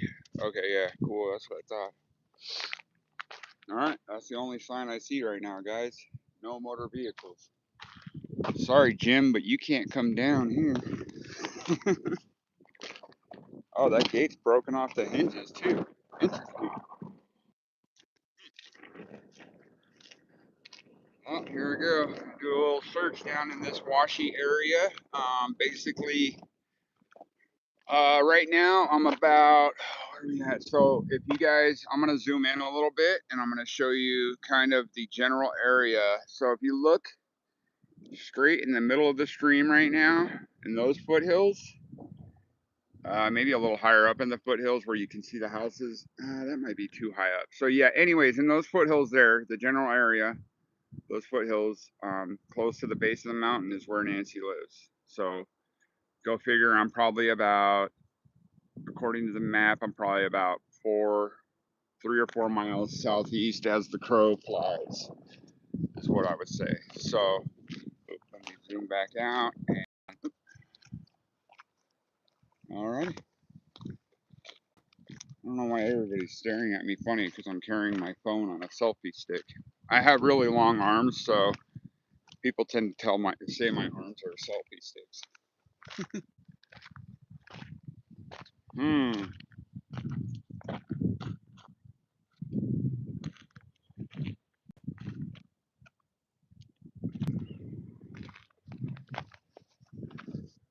Interesting. It's like a lamp post or something. Hmm. Interesting. Sorry, I'm trying to zoom out a little more, guys, and I will try to keep up on your questions or comments as I see them come through. Hey, Brenda, I don't know if you want to try again, but maybe go copy and paste my YouTube link in one of those guys' chats. Maybe we can get some more people over here. But yeah, all right, now searching away. Hmm.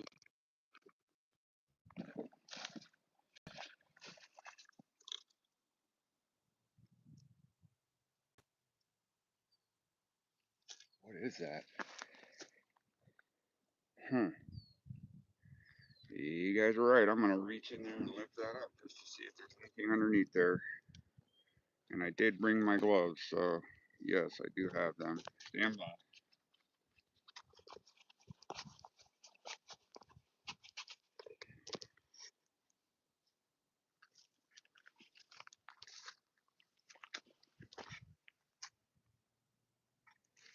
All right.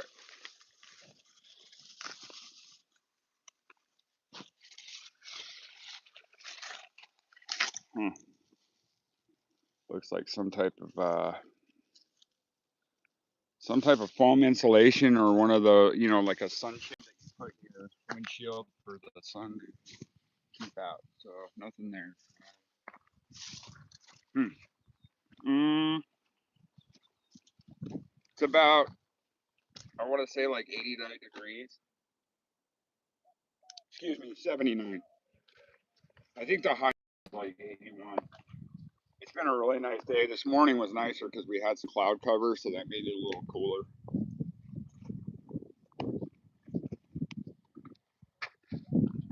Again, here we are. Oh, wow. Tung Tung Tunnel. You guys see that right there? Man, this wall right here is pretty much vertical, straight up and down. So it's gonna be almost impossible to try to get up in that. Um, well, hold on a second. Oh, there's a wasp nest up in there. I can see a wasp nest up in that hole. Man, I may come back and check that out. I'm gonna try to get up in that and just to see if I can see anything going through there. But again, if you're gonna put someone up in there, uh, it's gonna take a couple people, not just one person. What is this?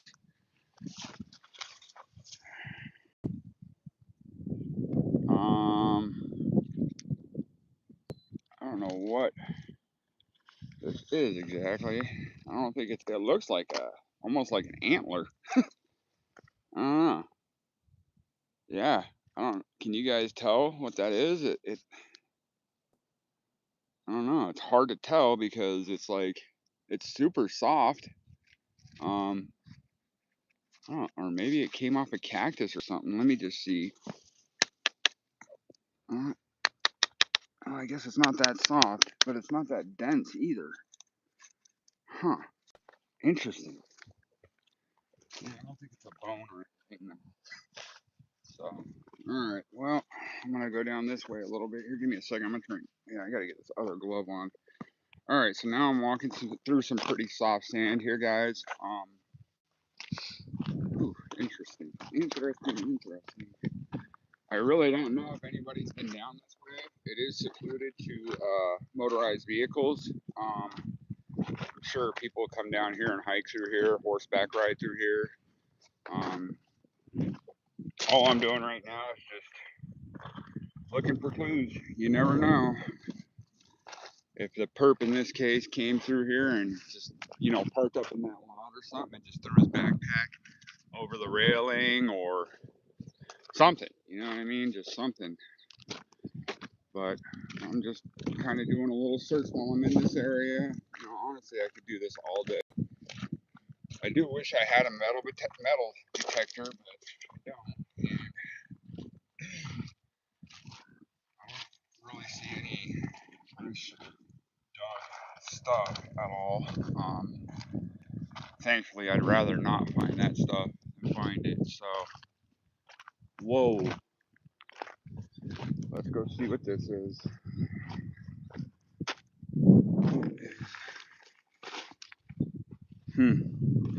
Some Tucson Medical Center flyers. Looks like a bag of salad. Just a lot. There is a lot of trash down here. Unfortunately. The 40 Mickey's white boot. Red shoelace. I don't know, what do you guys think? There's a red jacket. I don't think that looks like a real small women's jacket or a kid's jacket, honestly. But that's some stuff right there. 40, one white boot, a red jacket, possibly child's. Don't know. Let's go over here. See what this is. Oh, someone's it's an old school like alarm to wake up in the morning. Let's see. Oh man, where could Nancy be, man? Ay, it's so tough. Sad. Very, very sad. But let's see. I'm gonna go up this way. There's a little bit of a steep climb right here, but I am up. I'm gonna just kind of take a stroll around in here. And if you guys have any ideas for stuff I should be doing, please let me know. Currently, my thing right now is just having my feet on the ground and hoping my eye catches some type of evidence, right? So, you guys hear that? Ravens are circling above me. That's kind of odd. There's a couple of them right there. Oh, wow. There's a whole bunch of ravens, guys, circling right here. You see them? Oh, man, it might be hard to see. Let me try and zoom in. But what do you guys think it is? Probably like a dead rodent or something. I don't know if you guys can see, but so yeah, I don't know if you guys can see them, but they're up there. There's 6, there's 2 down below, and then there's 4 more up there. They're super high up, but they're all ravens. What does that mean? Ravens circling around in one area.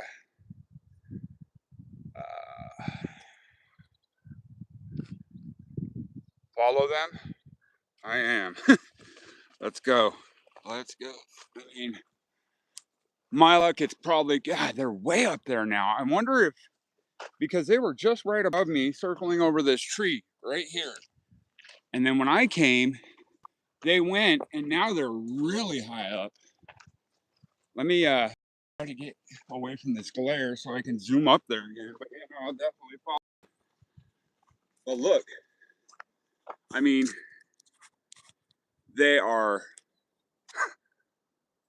I don't even think I can, yeah, they're up there still though. And I'm wondering if it's me that spooked them away. All right, cool. Definitely, yeah, I'll follow them. But honestly, they look like they're a lot farther away now than they were. Just trying to see. All right, my car is straight over this way from me right now. So,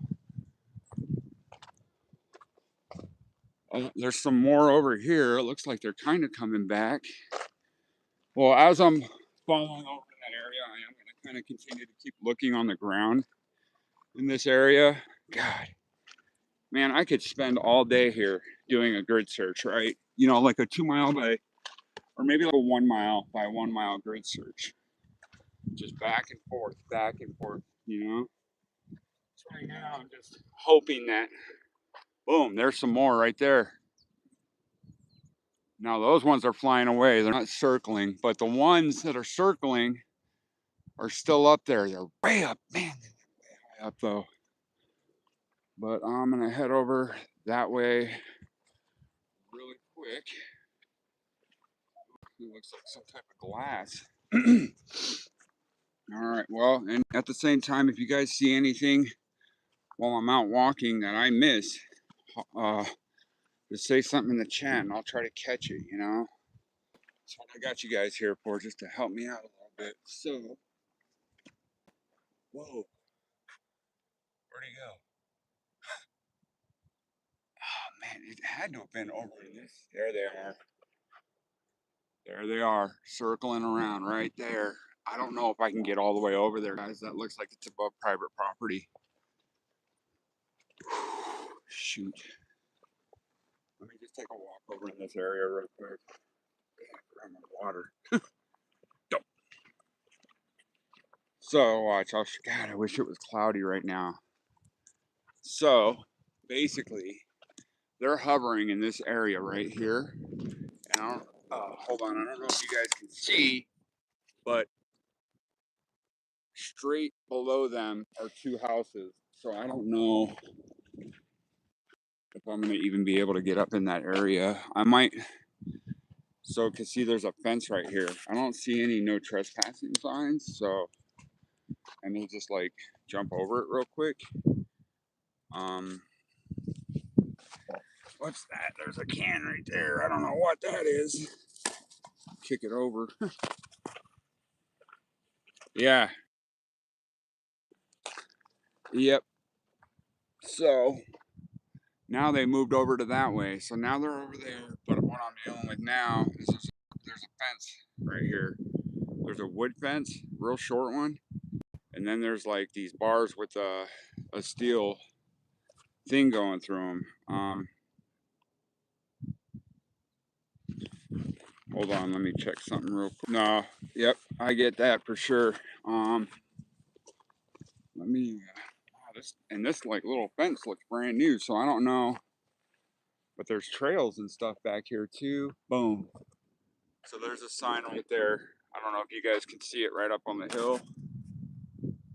Private property, no trespassing. So unfortunately, to where those ravens were circling, and I don't see them now. Oh, they're way up. Man, it's almost like they moved out northeast too, but I don't know. It, honestly, they look like they were circling kind of the general area where I'm at, but now I can't go any further because there's no trespassing signs. So I guess I'm kind of just gonna walk in this area without crossing those no trespassing signs. And I mean, I guess that's kind of all I can do right now without us getting in trouble. Again, I've got a really nasty glare on my phone, so it's hard to see the chat. I'll try to get some shade here in a minute. I don't smell anything, but right up this hill in front of me, there's a bunch of properties. So I can't go up that way. If I go up that way, that would be going on private property. Dang.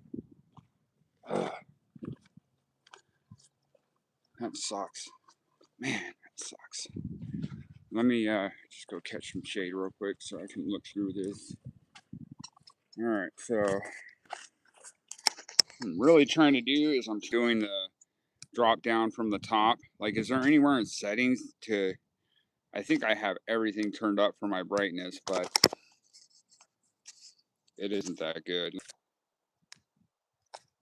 And my brightness is all the way up. Hold on a second, guys. I got something's going on with my rotation or something. Hold on. Is it that freaking dark? Like I can't see anything now. All right, give me a second, guys. I'm gonna close this out real quick. Okay, I'm back. Glare. Old man can't see. Amen. Yeah, that's what I'm kind of in that general. So I'm kind of in that general area of where they were. So honestly, what I think they might have been looking, or they might have found possibly, is maybe a dead rodent or something. That's the only thing I can think, is they were circling like maybe a dead rabbit or something. But I hate to say it, I don't see anything in this area that's dead. And I don't know if ravens would circle if there's a dead lizard or something too small that I can't see. But personally, I'm pretty close to the private property over here, and I don't want to get shot, so I'm gonna, or I don't want to get pew pew, so I'm gonna kind of go back over this way. Dang. Well, good. I mean, the most we can do, right? It's the most we can do. We can all get out and search somewhere and see what we find. But at the end of the day, finding that evidence is what is most important. Holy moly, there's a big old tire over here. Looks like a monster truck tire. And there's a lot of grasshoppers out here right now too. Hang tight 1 second, guys. Oh shoot.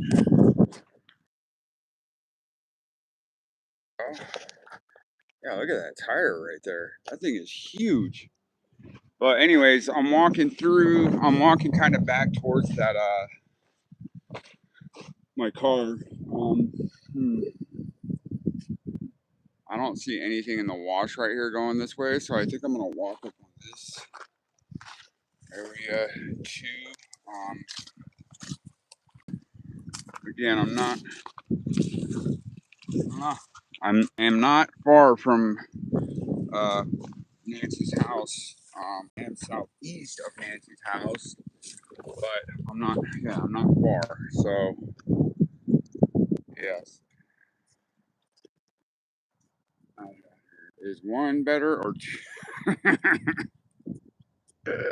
Hey, you know what's funny though is I for my job at AAA that I've been working there for 2 years, and when I first got the job 2 years ago, I had to go in and do a physical. So I had to lift a few things, and I had to do some stretches, and then I had to do an eye exam. And apparently my eye, hold on, it was 2010, I believe. My vision was basically, the doctor said I have jet pilot vision, so I thought that was pretty cool. Wow, that is a huge house for rodents. You can even see the holes that they dug and stuff. This might even be a rattlesnake den. So I don't know if you guys can see in here. There's a hole there, and there's a hole right there, and there's probably a few holes in other places. But this thing is built from mud and dirt and sticks.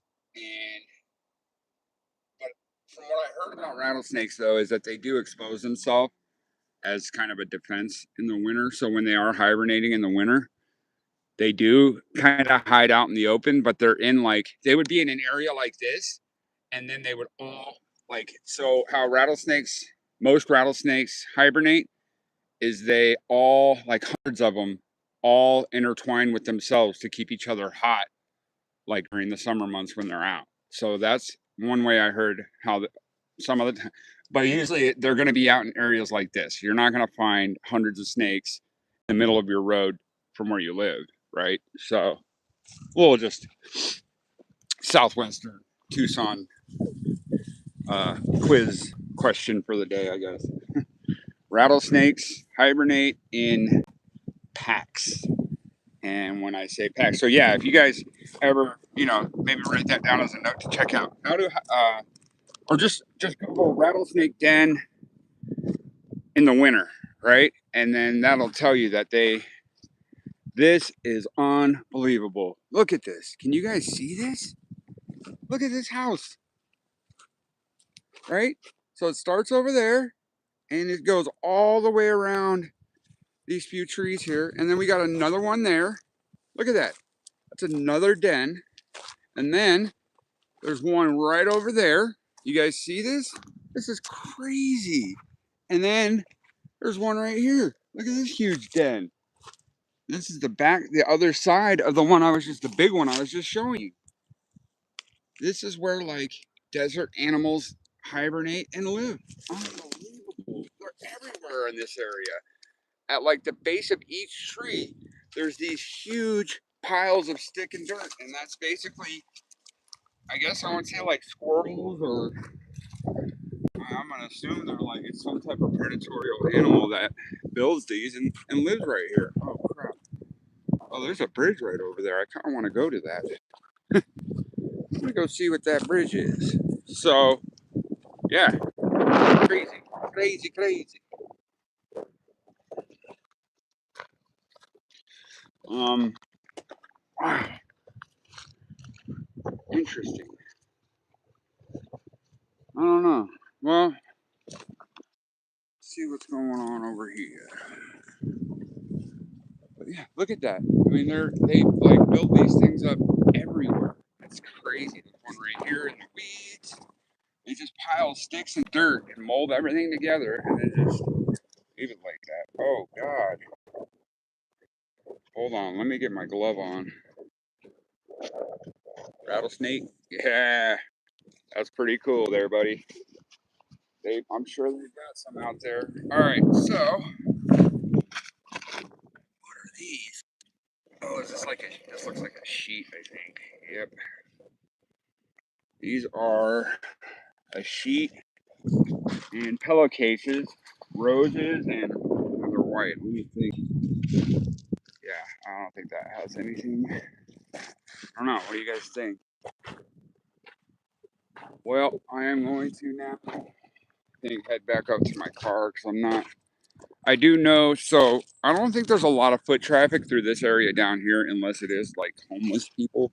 Um, but just up from here, where I came from, where my car's parked, there is uh, a bike path that goes along this entire wash. Actually, the entire reed. So honestly, so that bike path actually goes all the way through Tucson from the east side to, I want to say, like the northwest side. So it is highly populated up in that area. Yeah, I guess just a real quick question. If you guys have sensitive ears, go ahead and plug them now. But when someone passes away, say, how long does their how long does it smell for? I guess we'll just say that. I know I've never smelt one, but how long does it smell for? I guess would be my question. Let me know. Let me know as I head back up to my car. Heading back up to my ride. Well, that was a little bit of a search adventure through there. I am not seeing those ravens at all. I'm probably guessing they saw me and they were like, "Yeah, let's go find food somewhere else." I don't think those guys wanted anything to do with me. Yeah, but here's the bike path I was just talking about. Boom, boom, and this bike path, it's not like this, like all the way through Tucson, like all paved, nice with paint markings and stuff, but it's a path that goes all the way through Tucson. I think even in some areas it's dirt. Wow, this is interesting. So these are the same posts and cabling that were on the other side of the wash over there. So I'm guessing like these here and those on that side are, I'm guessing those are the boundaries of this uh, reed to wash or whatever it's called. So, all right. Well, I'm gonna get situated and get back into my car. I'm gonna get it running first, so um, we can cool off a little bit. I do. All right. Give me 1 second, guys.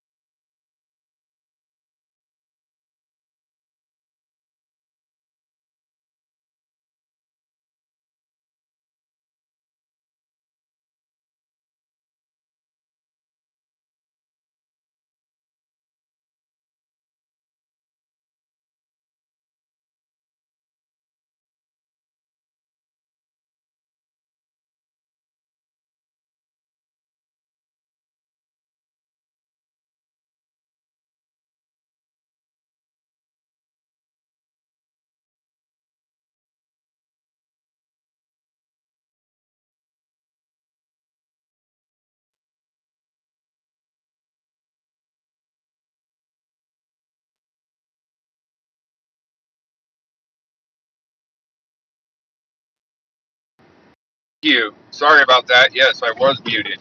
Um, well, go back to. I was just talking to myself. um, it wasn't. So yeah, no, but I would imagine, yeah, with it being hot, the heat would make it smell worse. But I assume that that would also make that smell go faster, right? I would assume. I guess speculating. I mean, I guess I'm speculating on my end because I haven't worked in that type of field dealing with that. So, and I've never come across something like that. So I honestly really don't know. Well, I mean, is it? I mean, I guess you'll know. You would know right away if you came up on it, correct? It's not something that smells like something else, right? Like a skunk or something. Um,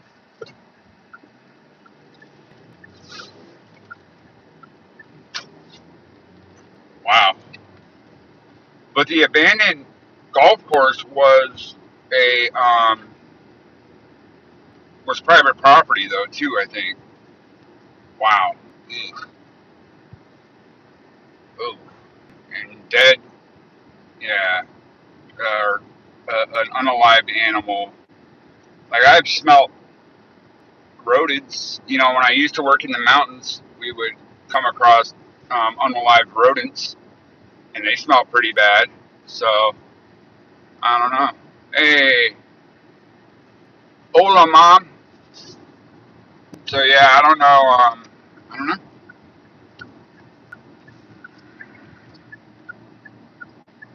Wait, what happened? Guy told.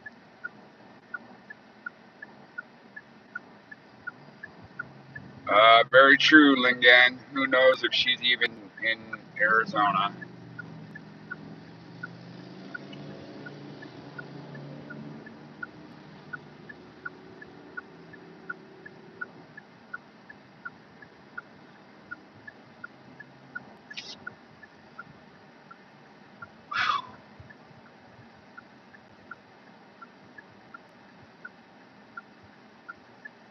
Bear with me, guys. I'm just thinking of where else I can go right now, and maybe we're just talking with some individuals in the community.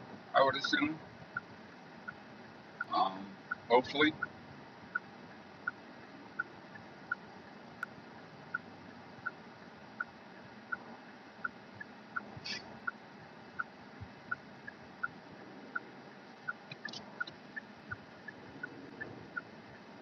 Um, I don't know. Personally, I'm just trying to put my feet down and search. And the places I've looked today,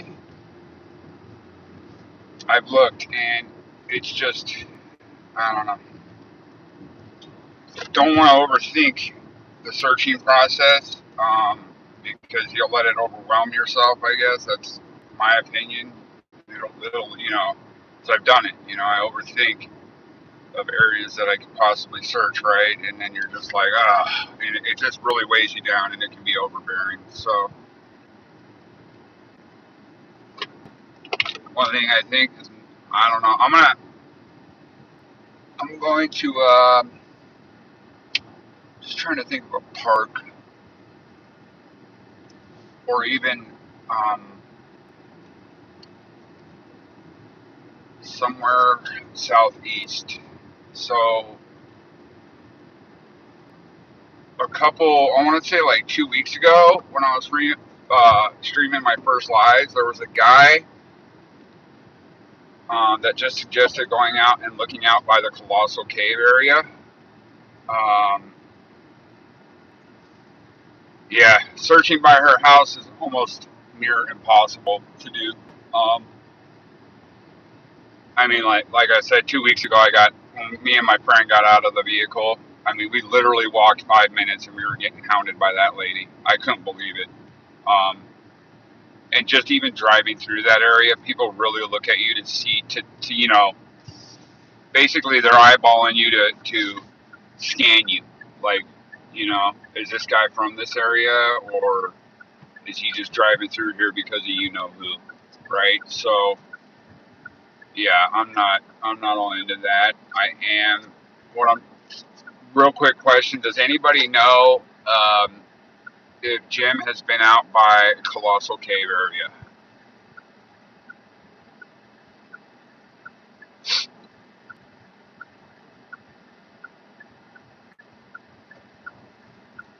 I haven't seen any videos where he's been out by Colossal Cave. I did see a video of him going out to Reddington Road or towards Reddington for a little bit, but I haven't seen anybody head out towards Colossal Cave. So if you guys want to head out there with me, I will go out there for sure right now.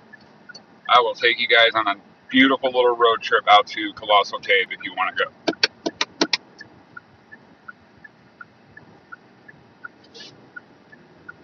Basement behind. Wow. Did Brian Enton look in there? Interesting. Yeah. Field trip. Here we go. Here we go. On the way out there, I may stop to use the restroom. We will see. Um, but yeah, nope, we're on our way out there, and yeah, head east on East Speedway. So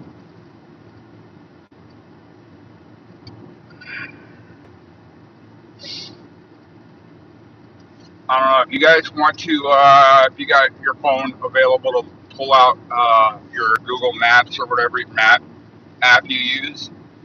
Just look up Colossal Cave in Tucson, and maybe just eyeball that surrounding area and let me know if there's any, like, on the way out there, if there's any trails or anything I could, possibly just pull out and go out onto those trails and maybe go off trail a little bit just to do some searching. That's why I got you guys here. Help me out. We're in this together, man. This is definitely a community type search. It's definitely you guys can already see, like, JLR's out here, Brian Enton's out here. This whole case has brought people from all over the country together. You know, it's unfortunate that something like this, has to bring the world together. But I mean, at least it did, and hopefully we can come back with some type of news, I guess. So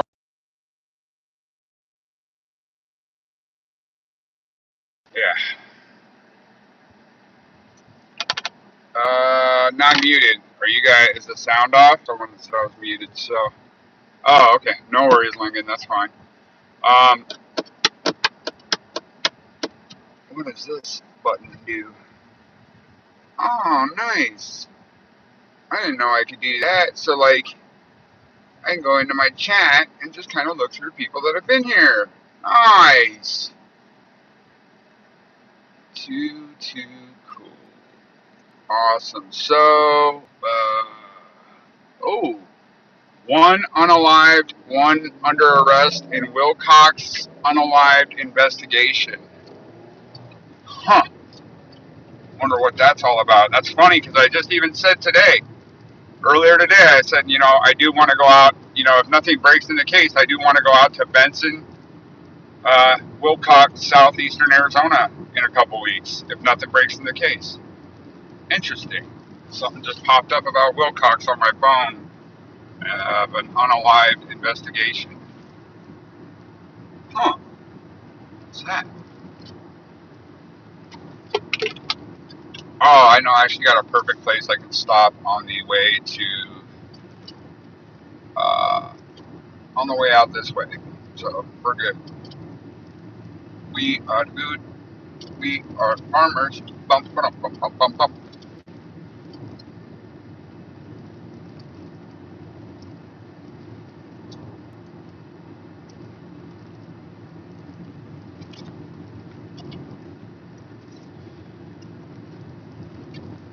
Wow. Oh, is there someone on that rocket? I thought they were just sending a rocket.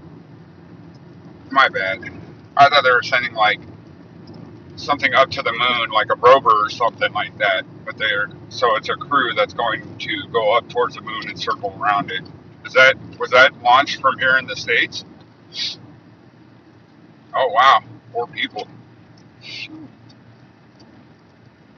Nice. So there we go.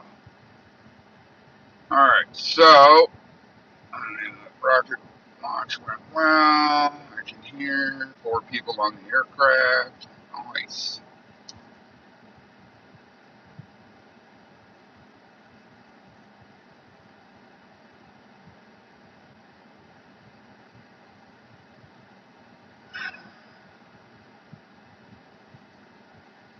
Just wondering if anybody has searched out. I know they went up JLR, DGL. They went up to Reddington. That's when they found that barrel in that barrel with the lid on it up in that pond up there. But I don't think anybody's gone out. Well, Damien went out to Marsh Station Road to bring up the Holly Dasso case because that's where she was the whole train. Yeah, terrible. But I don't think he did much searching out there. But at the same time, I mean, Damien 857's even admitted he's not a boots on the ground type of person. He's not a. But I think what he does, as far as him keeping attention on this case, I think it's really amazing, plain and simple. Um, yeah, I think it's really cool. So, all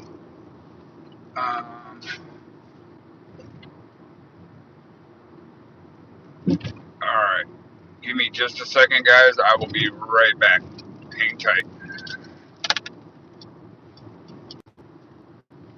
Up, oh, up, oh. There we go. All right, I'm back. All of the streamers are keeping this case open. Not long for, yeah, straight up. I mean, personally, that's all I've been doing is watching the streamers and YouTubers talk about this case and, take calls from people on this case. I think that's super awesome, you know, but yet they get the bad end of the stick. I don't understand it. Oh, why? Because they're a YouTuber? Like, who gave YouTuber? I think it was Logan and Jake Paul that gave YouTubers a really bad name.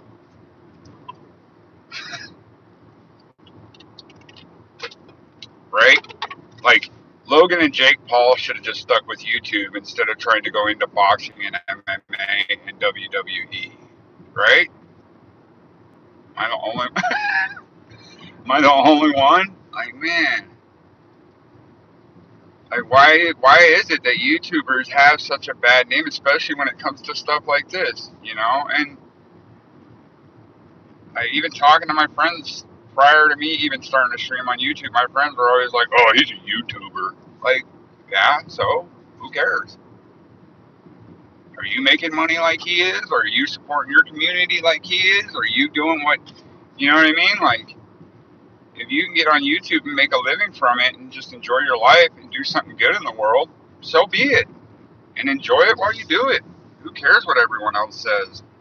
But it is irritating how the media, I feel, the media and law enforcement, how they look at YouTubers. Not all media, but, I think some media looks at streamers and YouTubers and yada yada in a bad light. I really believe that they do. And that sucks. So,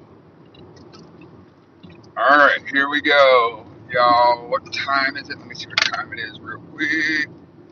On my phone, when I went out on my phone like 2 seconds ago, were you guys still able to see the stream, or does the stream go black or something when I go out?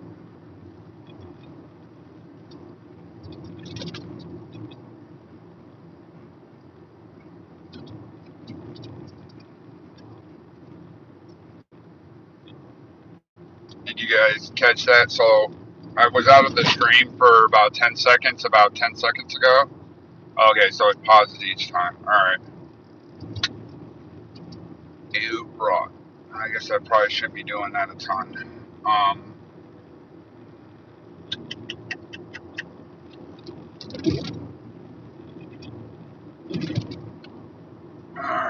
Well, I'm going to, there's a Circle K up the way here. I'm going to stop by there.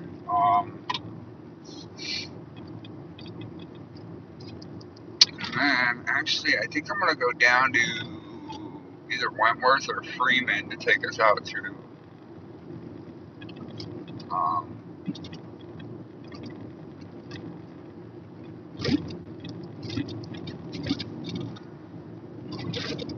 No, I'm not sure.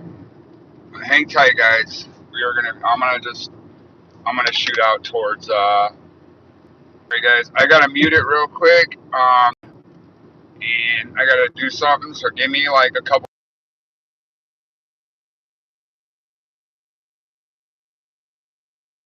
Repeat. I am not turning. All right. I'm back. Give me just a second.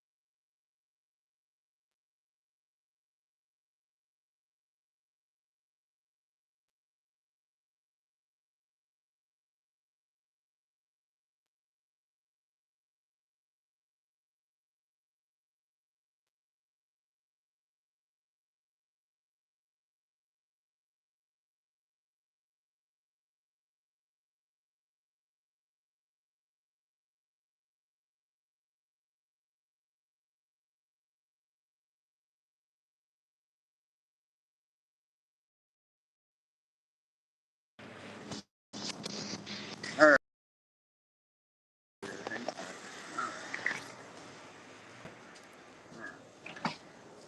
Cool. All right. Hang tight, guys. I gotta just wash my hand, take a bird bath, and then we'll be getting out of here.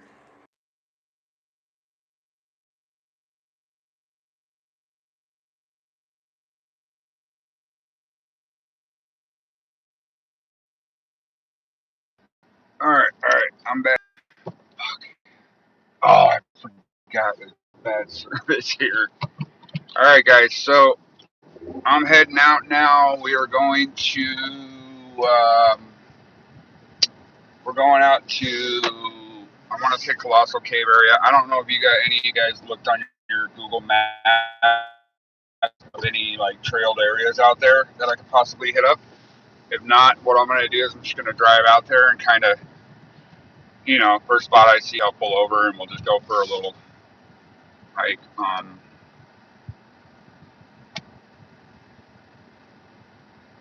Gotta look, gotta look. It's tough stuff, but somebody's got to do it, right? Right. All right, here we go.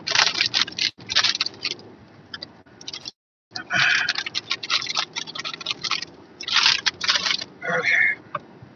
The other thing is too, if you guys can just give me a heads up, because I think I'm gonna be going out into an area that service. If that's so, I want to kind of keep it where I do have self service as far as searching. So, um, if the buffering gets really bad, just let me know.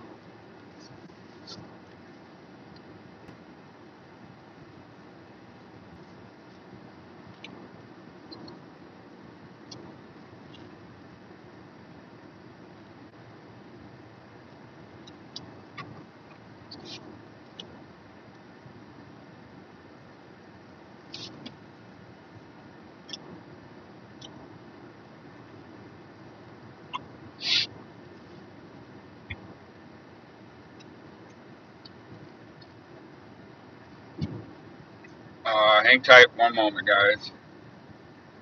Hearts, just for hope. Hope. Oh man, these roads that are kind of like ways or hills. If I'm not paying attention and they catch me off guard, I get all nauseous from it.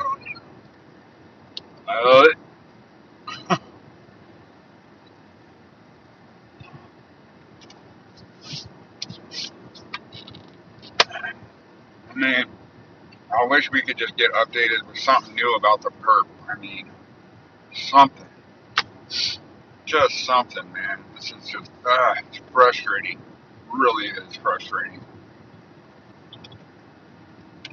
Just so you guys know, you 5 that have joined, or if you stay in here, I'm going to be taking you on a pretty beautiful trip. It's a nice little road trip going out here to Colossal Cave, if you guys have never been out here. Very, very pretty. Uh-huh.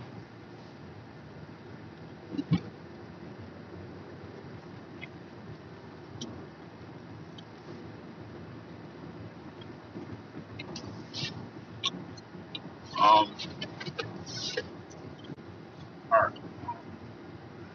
I kind of have my phone in an area where it's getting hit by the cold air, but the sun's also beating on it from outside, so it's kind of like, it's cold enough though, so I'm good. Can you guys hear me?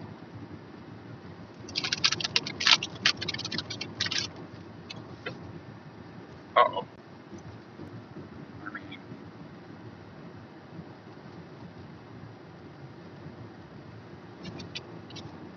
yeah, anything. You could just tell us something. Oh, God, there it goes again. Wasn't looking and I hit a hill. Oh, God, that gets me every time. Oh, rain. We need rain, honestly.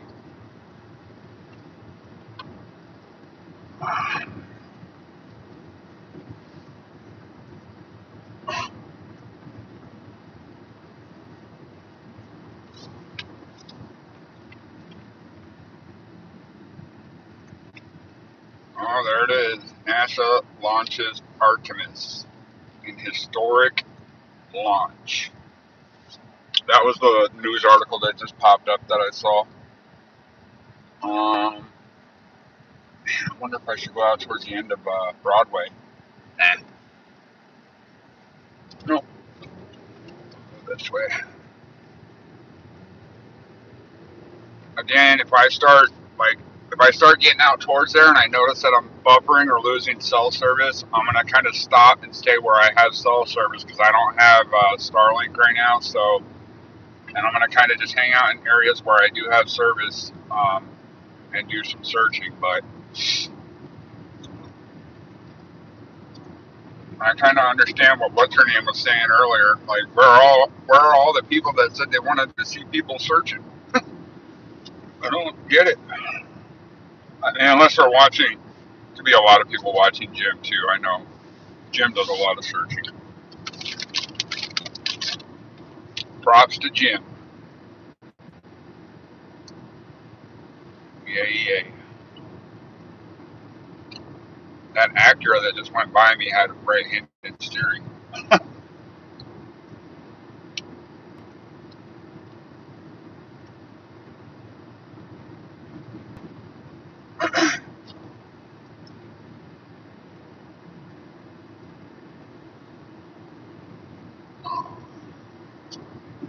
What time is it right now?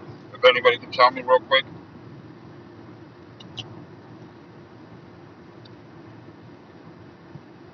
My radio on my... Let me find... I'm going to try and fix it right now.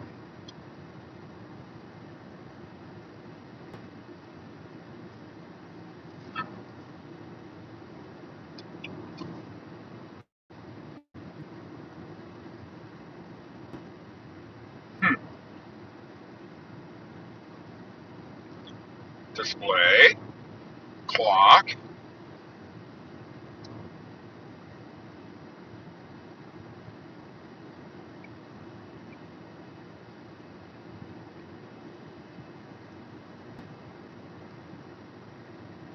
5:06. Okay. So then I'm thinking it's 3:06 here. No. I think Arizona and one other state are or maybe it's just Arizona now. It's the only state that doesn't change the savings time, daylight savings time. Um, hmm.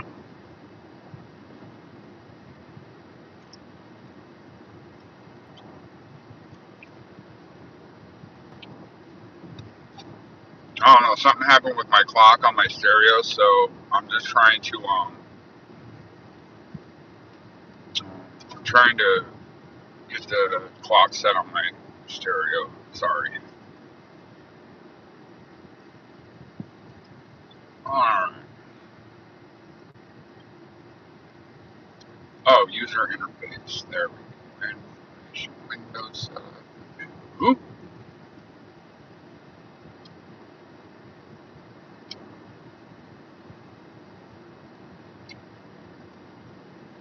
Monitor touch control effect. Oh, there we go. Let's try that. Oh, it is. Oh, that's weird. Huh.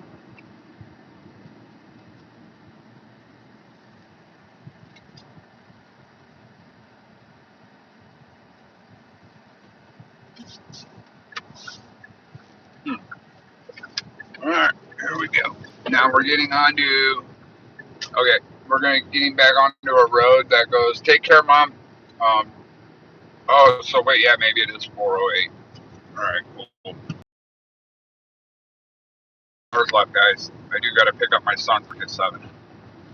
Um. Let's see here. No. Man, I don't know why I'm not able to change the time right now.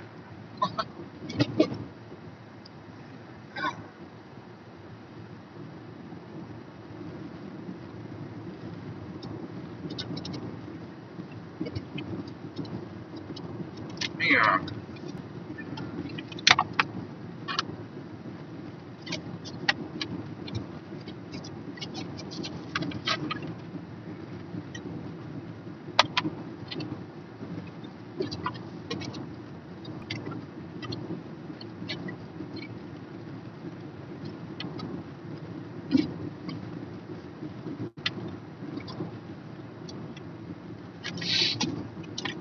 Actually, there's a house out in this area. It's actually not a house. It's like a barn.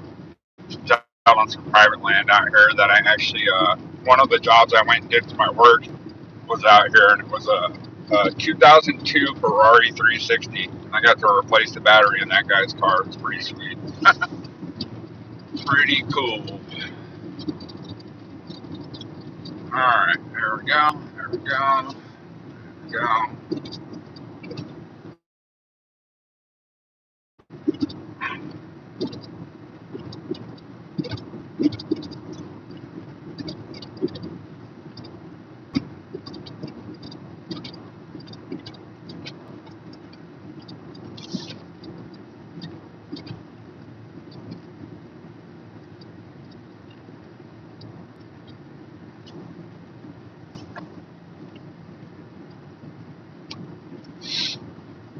Nope.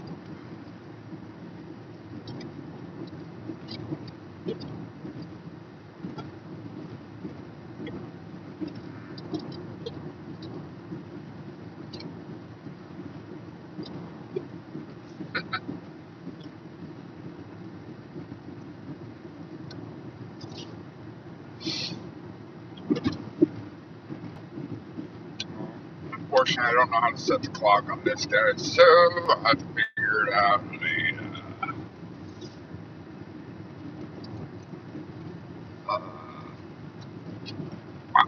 Alright, here we go.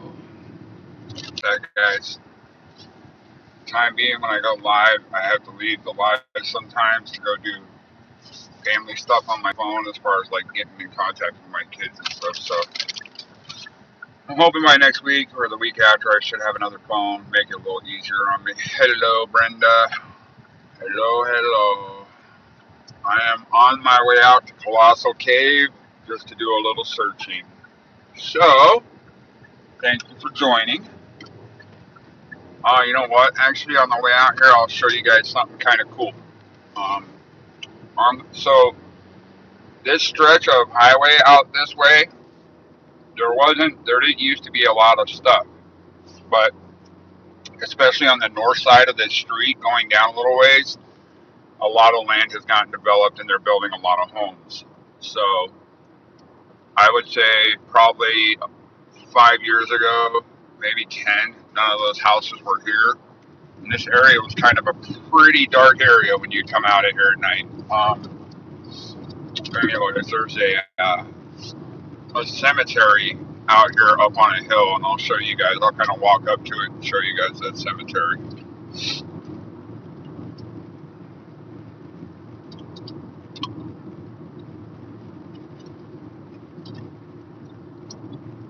Uh-oh, everybody left. Is it buffering? Damn. I guess it is almost dinner time.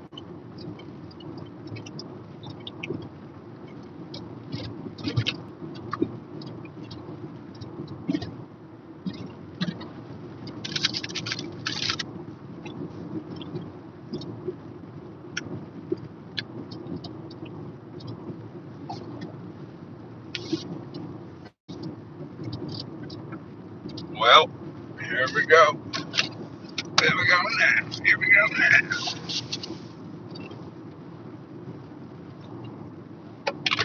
Ah, I just passed it. Hang tight, guys. Oh, I'm going to turn around here in just a moment. Give me a sec. All right, here we go. Man, that's what they just changed everything out here so much that I just can't, I didn't even remember where the freaking cemetery was. But yeah, it's right here.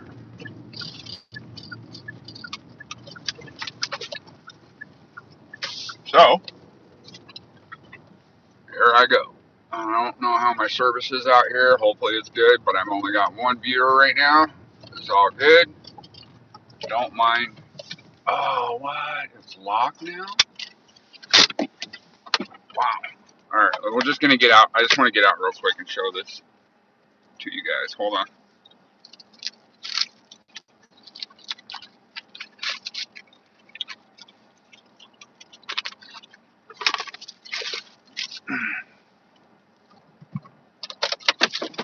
Oh, should have left it running, but oh well. Oh, cool. That's locked, but this isn't. So, kind of a trippy story I'm going to tell you guys before we go in here is this used to be, or it still is, but we used to come out here when we were younger and kind of hang out in this foyer area. We would have beers and smoke some, and just hang out here. But it is beyond me who is buried out here. It's pretty incredible. But no, so as you guys can see, there's a lot of graves here. I don't know.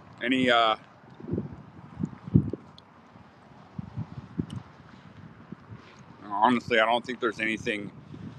The only thing that's really out here are these graves. There's Carlos's grave. Oh, in loving memory. So, yes, it's kind of weird because it's just out here in the middle of nowhere. This cemetery is. Rincon something. Those rocks spell out something, and then there's just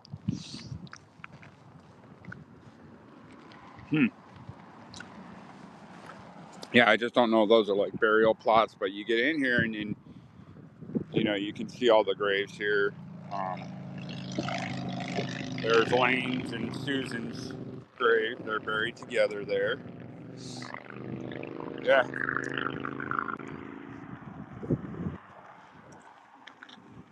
When we were little kids, my dad would take us out for drives out here just to take the cruise along the base of these mountains here. And when he would take us out for cruises, he would tell us that this cemetery was protected by La Llorona. It's an old Mexican wise, scary tale thing. And that used to absolutely terrify us. Unbelievably terrify us. So, yeah. It's a very interesting little cemetery right here on this short tiny little small hilltop. There's quite a few graves, people buried up here. So I don't know. Kind of getting creeped out, so I'm gonna get out of here.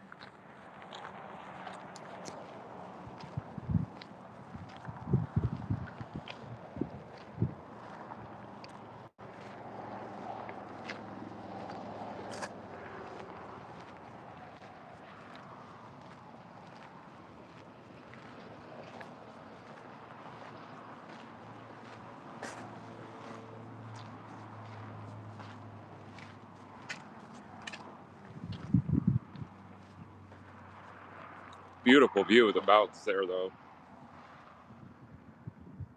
I was also going to look for that castle, that 857.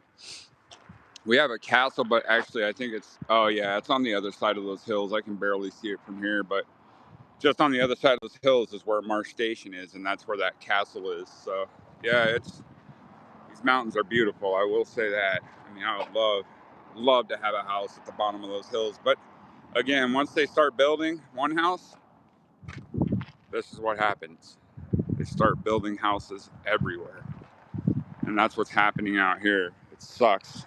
I actually think there's quite a few residents out here that have been out here for they're on their parents' property or their grandparents' property, and they've been here for 90, 100 years, and they're trying to fight. They were trying to fight to keep them from building out here. But actually, there was this guy in 857 who used to come into the court hearings who was, I believe, fighting these companies out here, who was a friend of Lane Myers. So I don't know if you guys know the story behind that, but yeah. I got to pick up my son at 7 and my daughter at 8.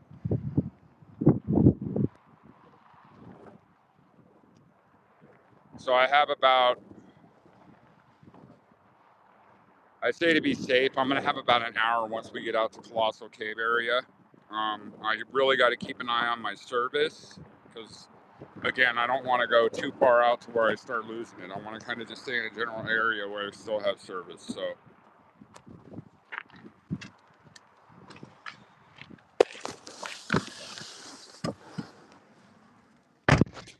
here we go. All right, let me get everything back up in here.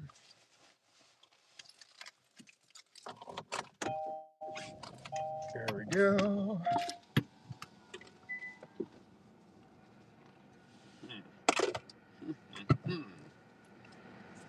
Sure why oil change on my car. Maybe I set the service interval at the maybe I did 2,000 miles instead of 3. I think that's exactly what happened. So here we go.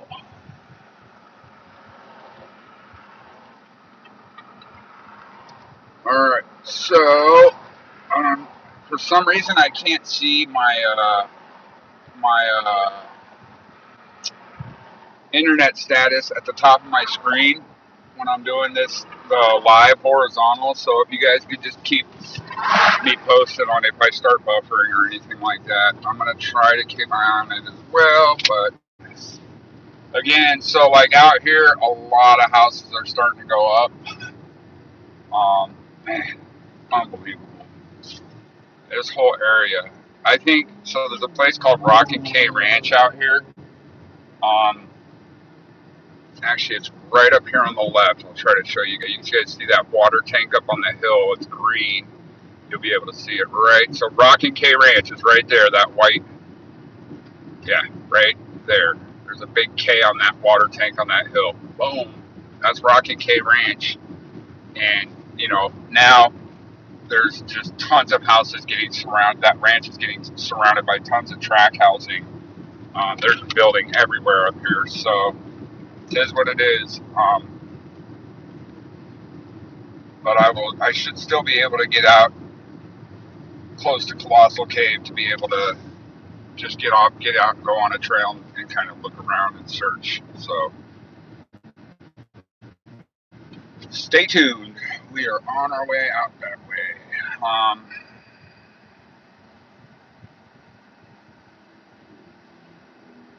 I don't know if the perps would have thought about coming out this way, kind of hard too, and you don't know where the perp's from, who he is, what he did for a living, yada yada yada, right? So now it's kind of like, it puzzles me. There's not one person in this world that has seen that footage of him at the front door and can't say that looks like so and so's eyes, or that looks like so and so, or that's probably something so and so would do, right? You know what I mean? Like, come on, man. Or that dude must just either that or that dude just must have everybody absolutely terrified of him.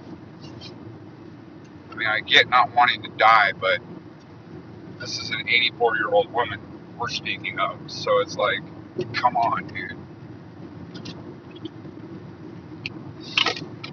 It's tiring. It's draining. It's frustrating. All of the above.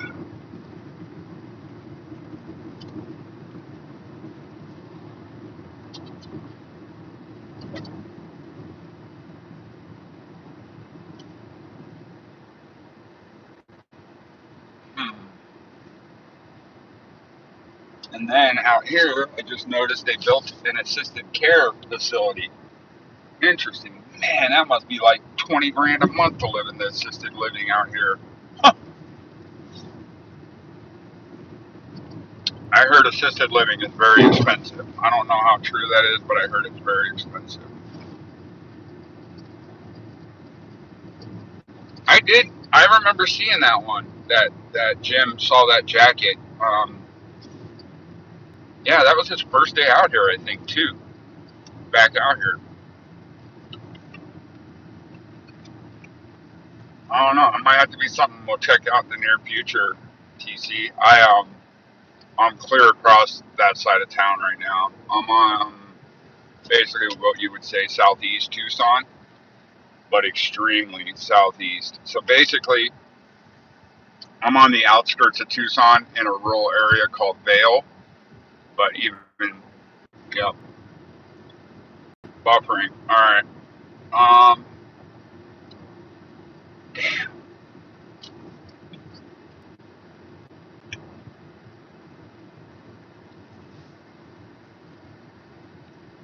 okay now. All right.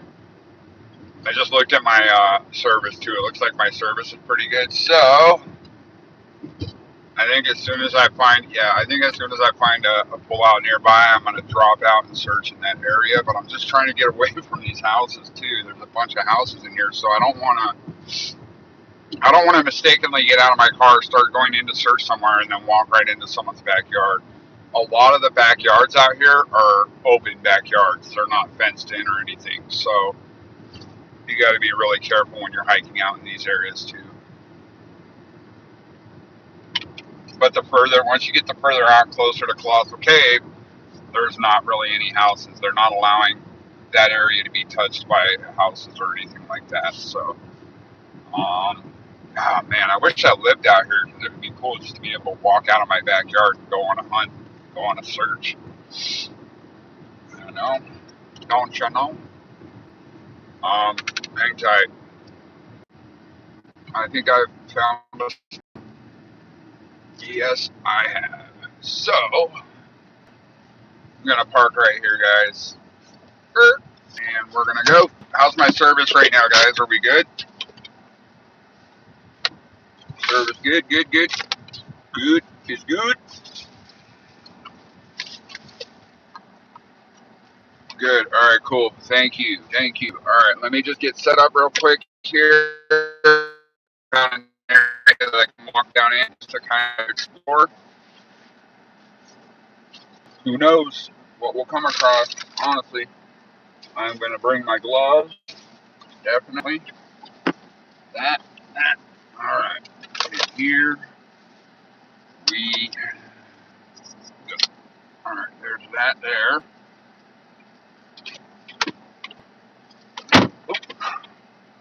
Okay.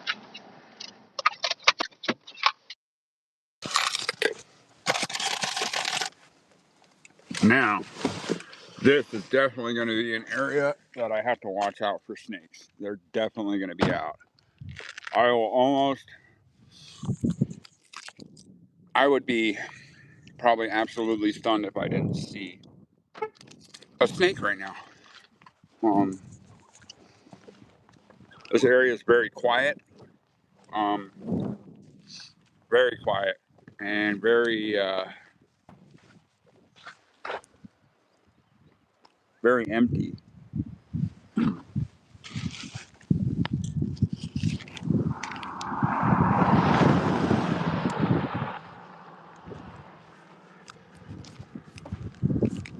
Just found someone's mail. Huh.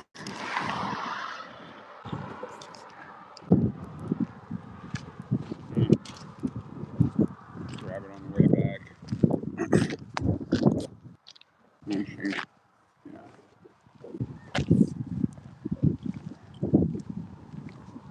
All right, guys. So, what I just drove past and saw that looked very curious to me is this back little desert area here. Man, I could probably even park closer in over here, but that's all right. Wow, this area is cool. So, this is kind of what we call like a wash, I guess, here in the desert. And I guess the reason, I don't know the exact reason they call them washes, but we've always called them washes growing up. I had a buddy that grew up in New Mexico, and he called them warshes. So they called them the same thing. It just sounded different from where he was from. And basically, we would call it a wash because after the monsoon rains come through, basically what the monsoon rains in the 80s and 90s would do is when it came, especially the water runoff from the mountain, when it would go through these big sandy open areas, it would wash everything through, right? It was like a cleansing for the desert because the water would flow through these washes and kind of like just clean everything out. Like I was saying yesterday, over the last 25 years, the monsoons are not have been nothing compared to like the early 90s and stuff. So, wow, this is an interesting area. Very, very interesting. Funny when you get out here, we start looking around, and now like I can't find anything out here. There's no trash on the ground.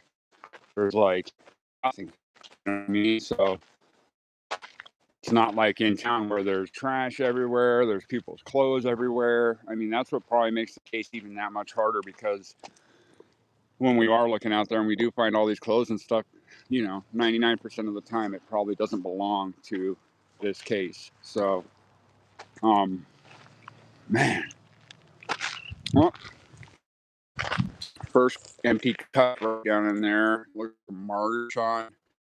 And I can almost guarantee you an empty noodle cup. I can almost guarantee you that is construction work trash. So, all right, we got 14 people in here now. Well, just you guys, I'll give you hope I don't find Nancy, but I'm out looking for clues regarding this case, and who knows? Who knows what we'll find while I'm out here? Shoes tied up. Did I miss something, TC? Hopefully I didn't. I'm trying to catch the chat as I'm going here too. But yeah, basically now, like I was saying, I'm out here. I'm searching.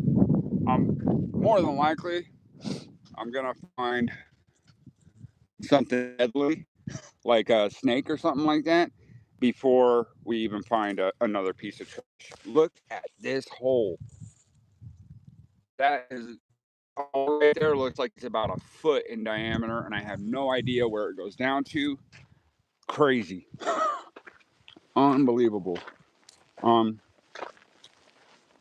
So as I'm walking out here, I'm already starting to see a house. So I'm pretty sure this is a public wash. I do need to download that app that DGL downloaded as far as like It's an app that separates public land from private land. So right now I'm kind of walking along the right side or the south side of this wash area, just kind of scoping things out, looking through stuff,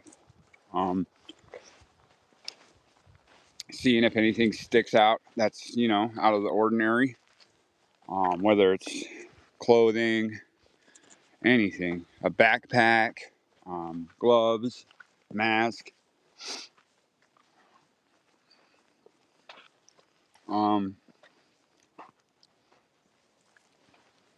Again, I personally think there was more than one person involved in this case. So, if they got anywhere or came anywhere to dump anything out, I would assume it would have been out in a kind of an area like this. Not a lot of people are out in these areas.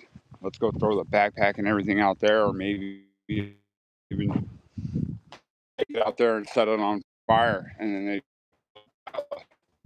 it's just it's almost like just get out and search where you can because who knows, right? Who knows if something was left right there? Who knows? I even just saw someone in the chat earlier said, who even knows if this person's, if they're even in Arizona anymore, which is true. I mean, what if he drove and went to New Mexico? That's the kind of thinking, though, that when I was talking to April 7, he said you got to stay away from that thinking, because as soon as you start thinking like that, you want to give up on what you're doing for searching, because, oh yeah, that's, she's probably in New Mexico. What's the point of looking, But like I said, who knows? That's kind of my thought process on it right now. Here's another one of those. I don't know if you guys can see it, but it's like a big pile of sticks and dirt and something living in there. And then looks like right up in this area is just full of cactus and mesquites and thorny bushes that I don't think anybody would try to like walk up in. Maybe, I mean, let's go. I'm gonna go up a little bit and just look. See, now I'm catching my phone cord on thing. You got to be careful out in this desert, because you'll catch yourself on something, and the next thing you know, you got a thorn 2 inches into your bicep. Yeah, it's happened to me before, and it's not fun. It's not. I've had a jumping I ran into a jumping cactus, right? And I thought I only had like 2 little pieces of a jumping cactus in me, and the next thing you know, I look down at my leg, and my whole leg's covered in jumping cactuses. Just the perks of living in the desert, guys. The worst cactus you can get in you are these little orange, yellowish stickers. Because when you get those in you, they're tiny. They're hard to get. It's terrible. Ugh. All that junk. Look at that. Man. Very, just like interesting out here. I mean, I almost feel like I could just walk for forever down this washy creek. Oh, other wash continues on that other side. I think so. I'm walking on the south end of the wash right now, and I'm gonna come back on the north end. My car is probably about a half a mile from me right now. I think it'll be all right though, because I pulled off pretty far on the side of the road into a dirt area, hopefully. And I don't know. I was gonna try to lift my camera up high enough to see if you guys could see, but so I'm in the creek, and you guys, I don't know if you can see, but there's a house straight out that way. See it? Oh, dang. Oh, crap. Just walked into a dang mesquite bush with thorns. Glad I wore pants. Man. So, I'm coming up. Looks like I might almost be coming up to the end of this little creek thing or whatever it is. Ooh, there's some dead cactus there. Oh, man. The first time I went searching was out in a kind of a desolate area, and I just started yelling her name just to see if she would yell back or say something back. that time I was actually searching in a wash down by her house. It was actually pretty close to her house. It was a wash that was behind the house on Camino Real. So the house that got pictures or footage of the cars that one night, I was walking behind the wash of that house and just kind of, I was hollering her name, just hoping that I'd hear something come back. Um, and it was pretty early in the morning, so I don't think I woke anyone up. Again, those houses are kind of spread far apart. All right, so this looks like this is the end of this area. I've got, look at that. Oh, look at this cactus, guys. It's like a purple, I don't know what it is, but man, I'm telling you, the cactus out here will tear you up. Well, so right now, I'm kind of thinking, oh man, look at all those grasshoppers. I don't know if you guys can see them, but there's like 1,000 grasshoppers flying around out here. Um, so as I search here,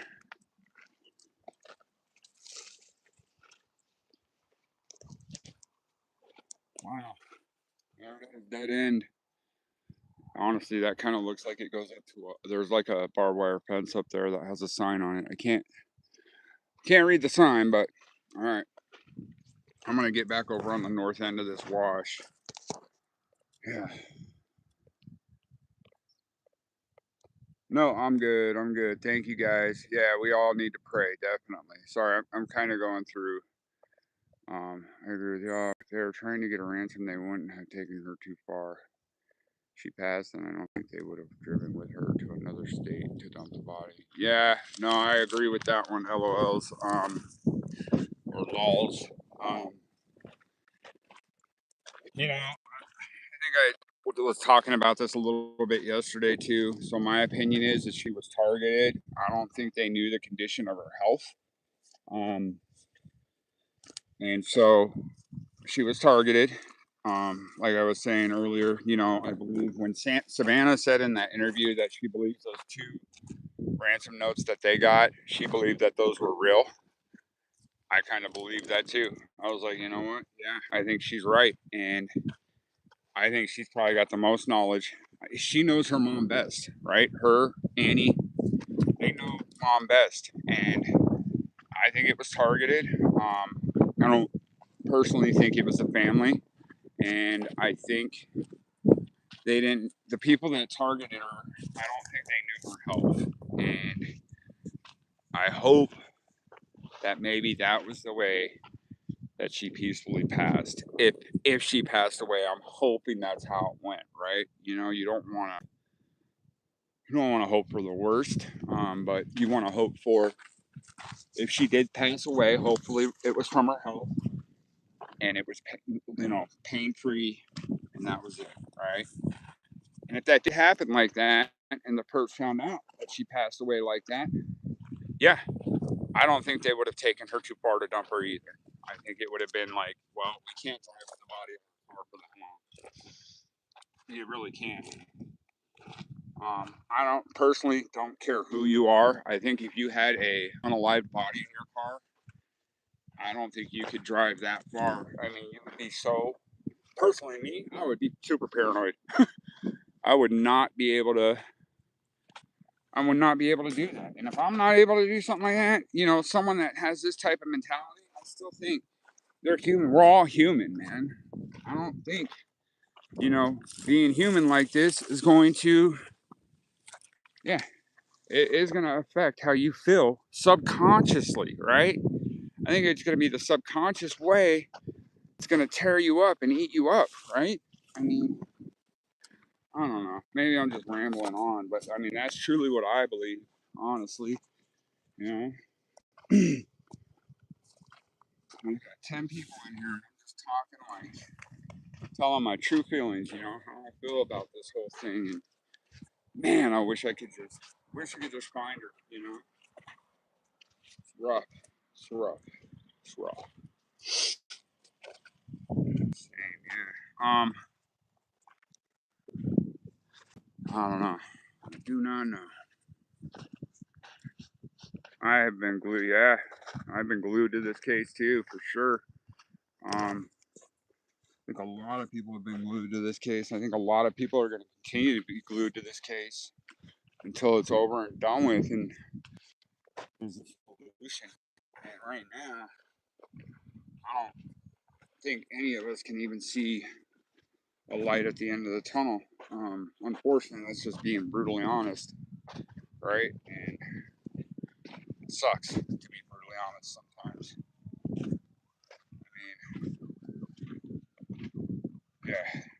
mean, yeah. I just think about it, and it's like over since Nancy's gone missing, there's probably been like what 6 or 7 other elderly people that have gone missing, and all those people were. One was a hiker, that guy James Kelly in February. That I think he ended up taking a fall, and he actually passed away from the hike he was on. Rest in peace, James.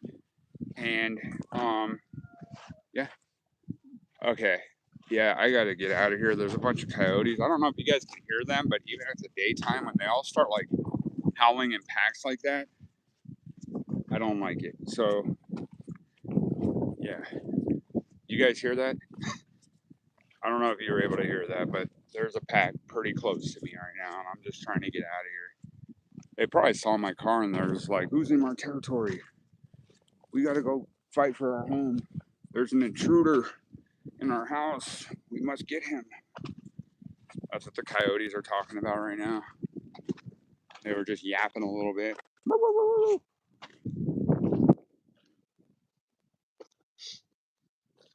I don't like coyotes. They're dirty. Honestly, just remind me of dirty, oversized rodents. They're like javelinas too. Javelinas are just they're like big rodents. They eat garbage. I guess coyotes are a little more clean, like they hunt rabbits and stuff, but javelinas are definitely like oversized rodents. They eat garbage. They'll literally dump your garbage can over in front of your house and eat all spoiled and rotten food out of there. It's disgusting. You, oh no, I didn't. I was talking. No, I didn't. Oh man, yeah, the coyotes are. Uh, though I don't think coyotes would go after um an unalived person. To be honest with you, maybe I don't know. Maybe that's something you guys can Google real quick and find out. I know that one happened there. I do know mountain lions would. Bobcats, I don't know if they would. Mountain lions would definitely. So we actually had a case here a couple years ago. A younger guy and an older guy. Honestly, I don't really remember what the whole case entailed, but the younger guy was actually, I think he's now in prison for life because basically, I think what he did was he mugged this older guy on a hiking trail and basically he like fed him to a mountain lion or something crazy happened.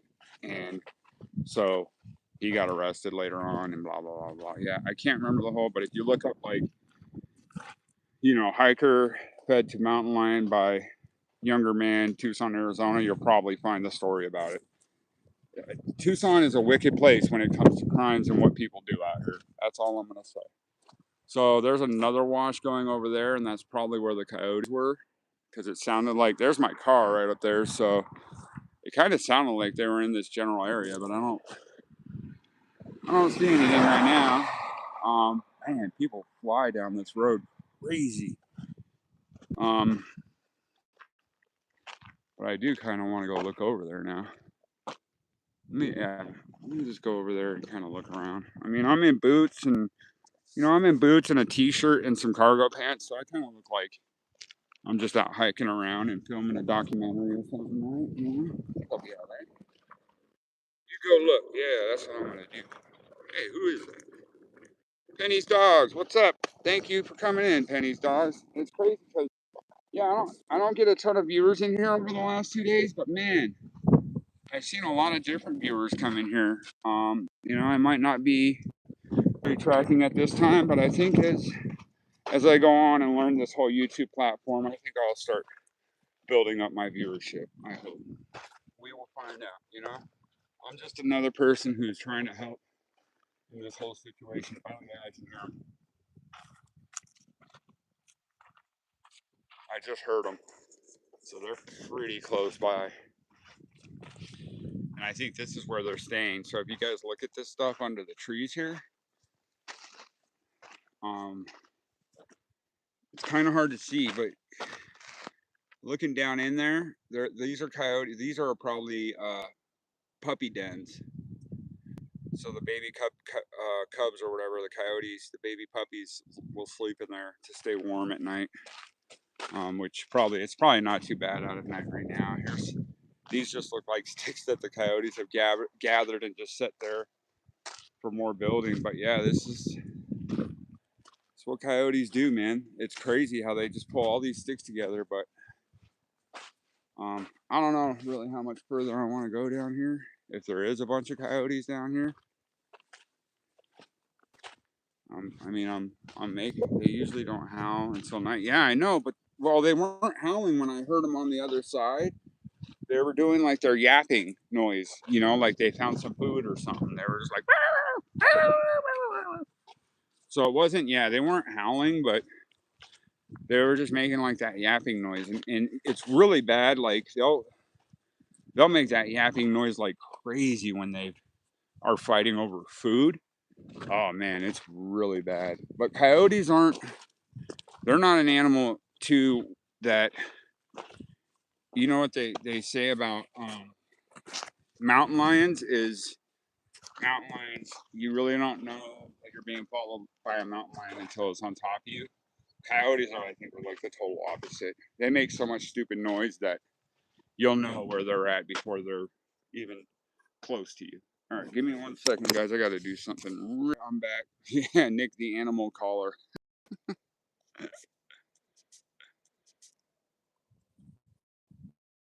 If you find where the coyotes are, they bring the skull as a trophy to their high point where they stay.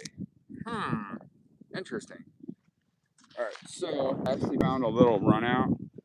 Looks like a little like water runoff area right here. There's some type of like water bar that comes. It's coming from somewhere. This is kind of crazy. So I don't know if this right here is a path from people walking it, or if it's really like a path made by water. Reason why I don't think it's a path made by water is because we haven't gotten a ton of water out here. But I'm gonna kind of venture up and look here. Yeah, I don't know. Maybe it's kind of hard to tell, but it looks like it's been dug out. And it goes right in here. It's kind of odd. I don't see any coyotes in this area. This area is pretty dense. There's not a lot of trash. And I'm really not finding any clues in this area, so I think I am going to head out, guys. I think we'll head back to the car.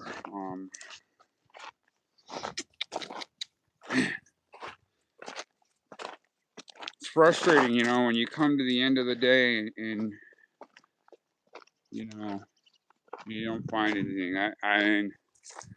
I did let 857 know my progress that I made yesterday, and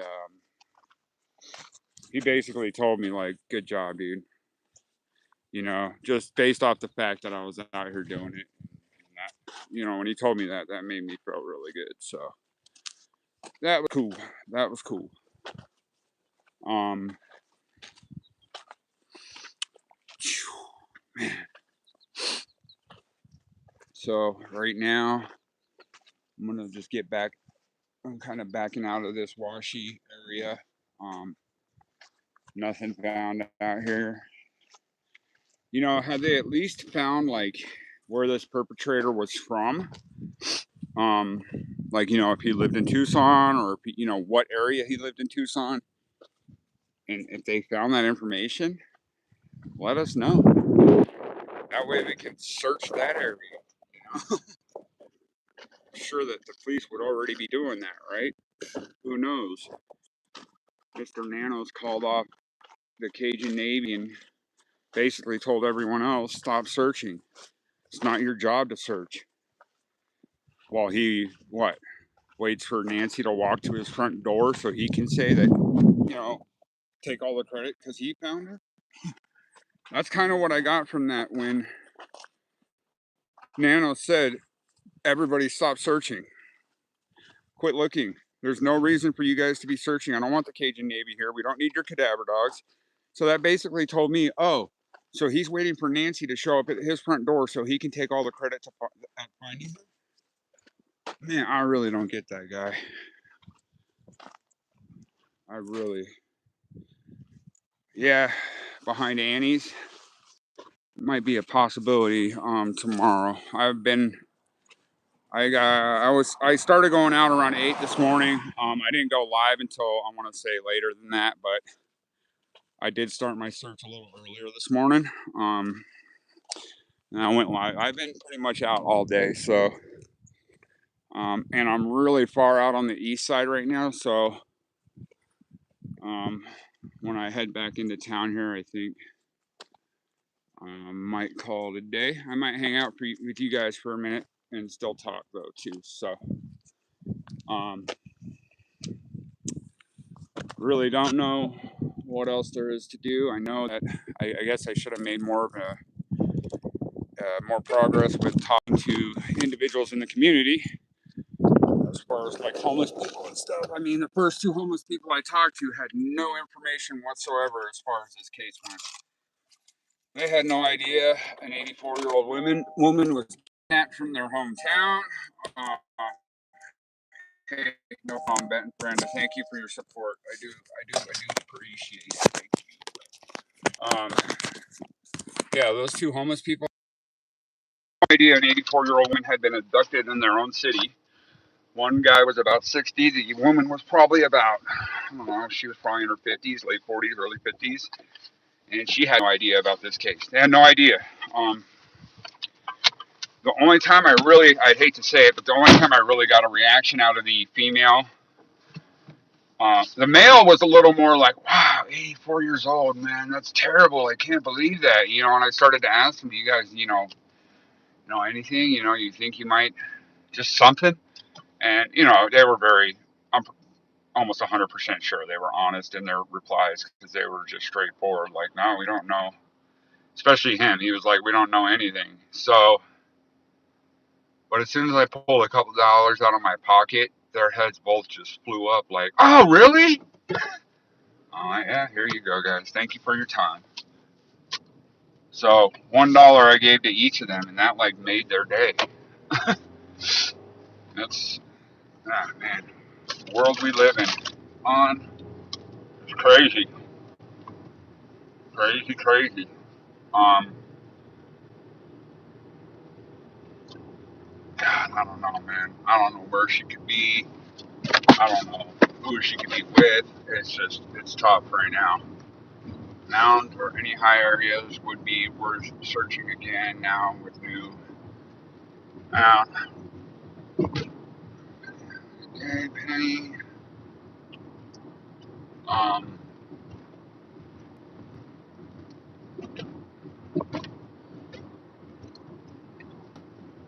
where did you want to go, TC? Um, I'm not too sure what time I'm going to be on tomorrow or if I'm going to be on. I'm hoping to be on, but I mean, I kind of have to play my life day by day, just depending on. I have 4 kids and I'm married, so yeah, it just all depends.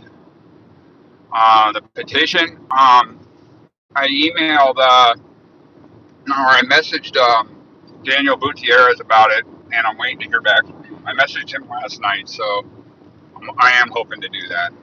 Yes.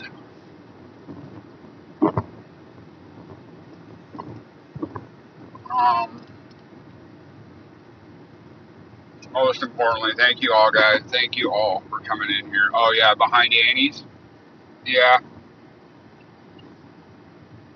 Um, yeah, I do kind of want to look behind Annie's at some point. I know that there's been some other searchers out there, but you never know. It never hurts to get more eyes on something. So, thank you, Debbie, for coming in. I appreciate it very much. Thank you guys very much. Yes, thank you, thank you, thank you. As a father of 4,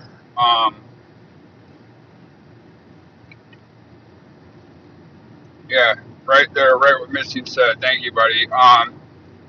Oh man, that would be super nice of you, Penny. Yeah, if you go to my YouTube description page, I have Cash App and Venmo on there. Either one is fine. Venmo. I mean, if you got Venmo, you can do that. God, thank you so much. That's very kind of you. Thank you, thank you, thank you. Wow.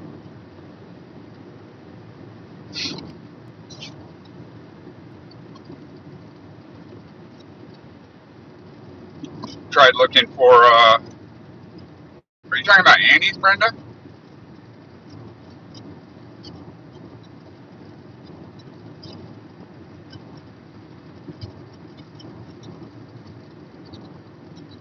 Thank you, Penny. Appreciate it so very much.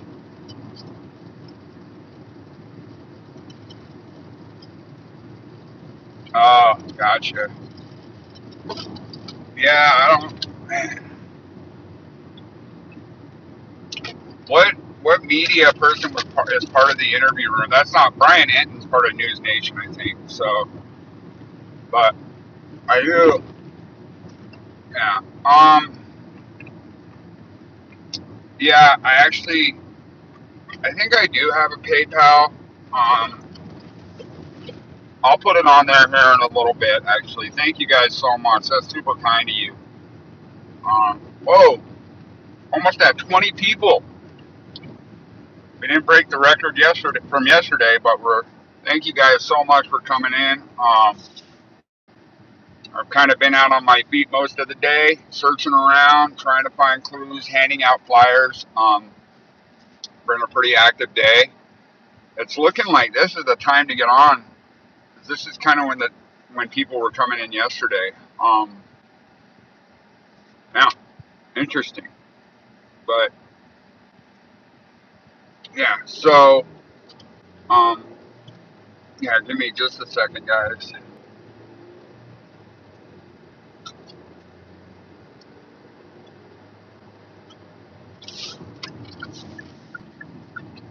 All right, I'm just gonna pull over real quick.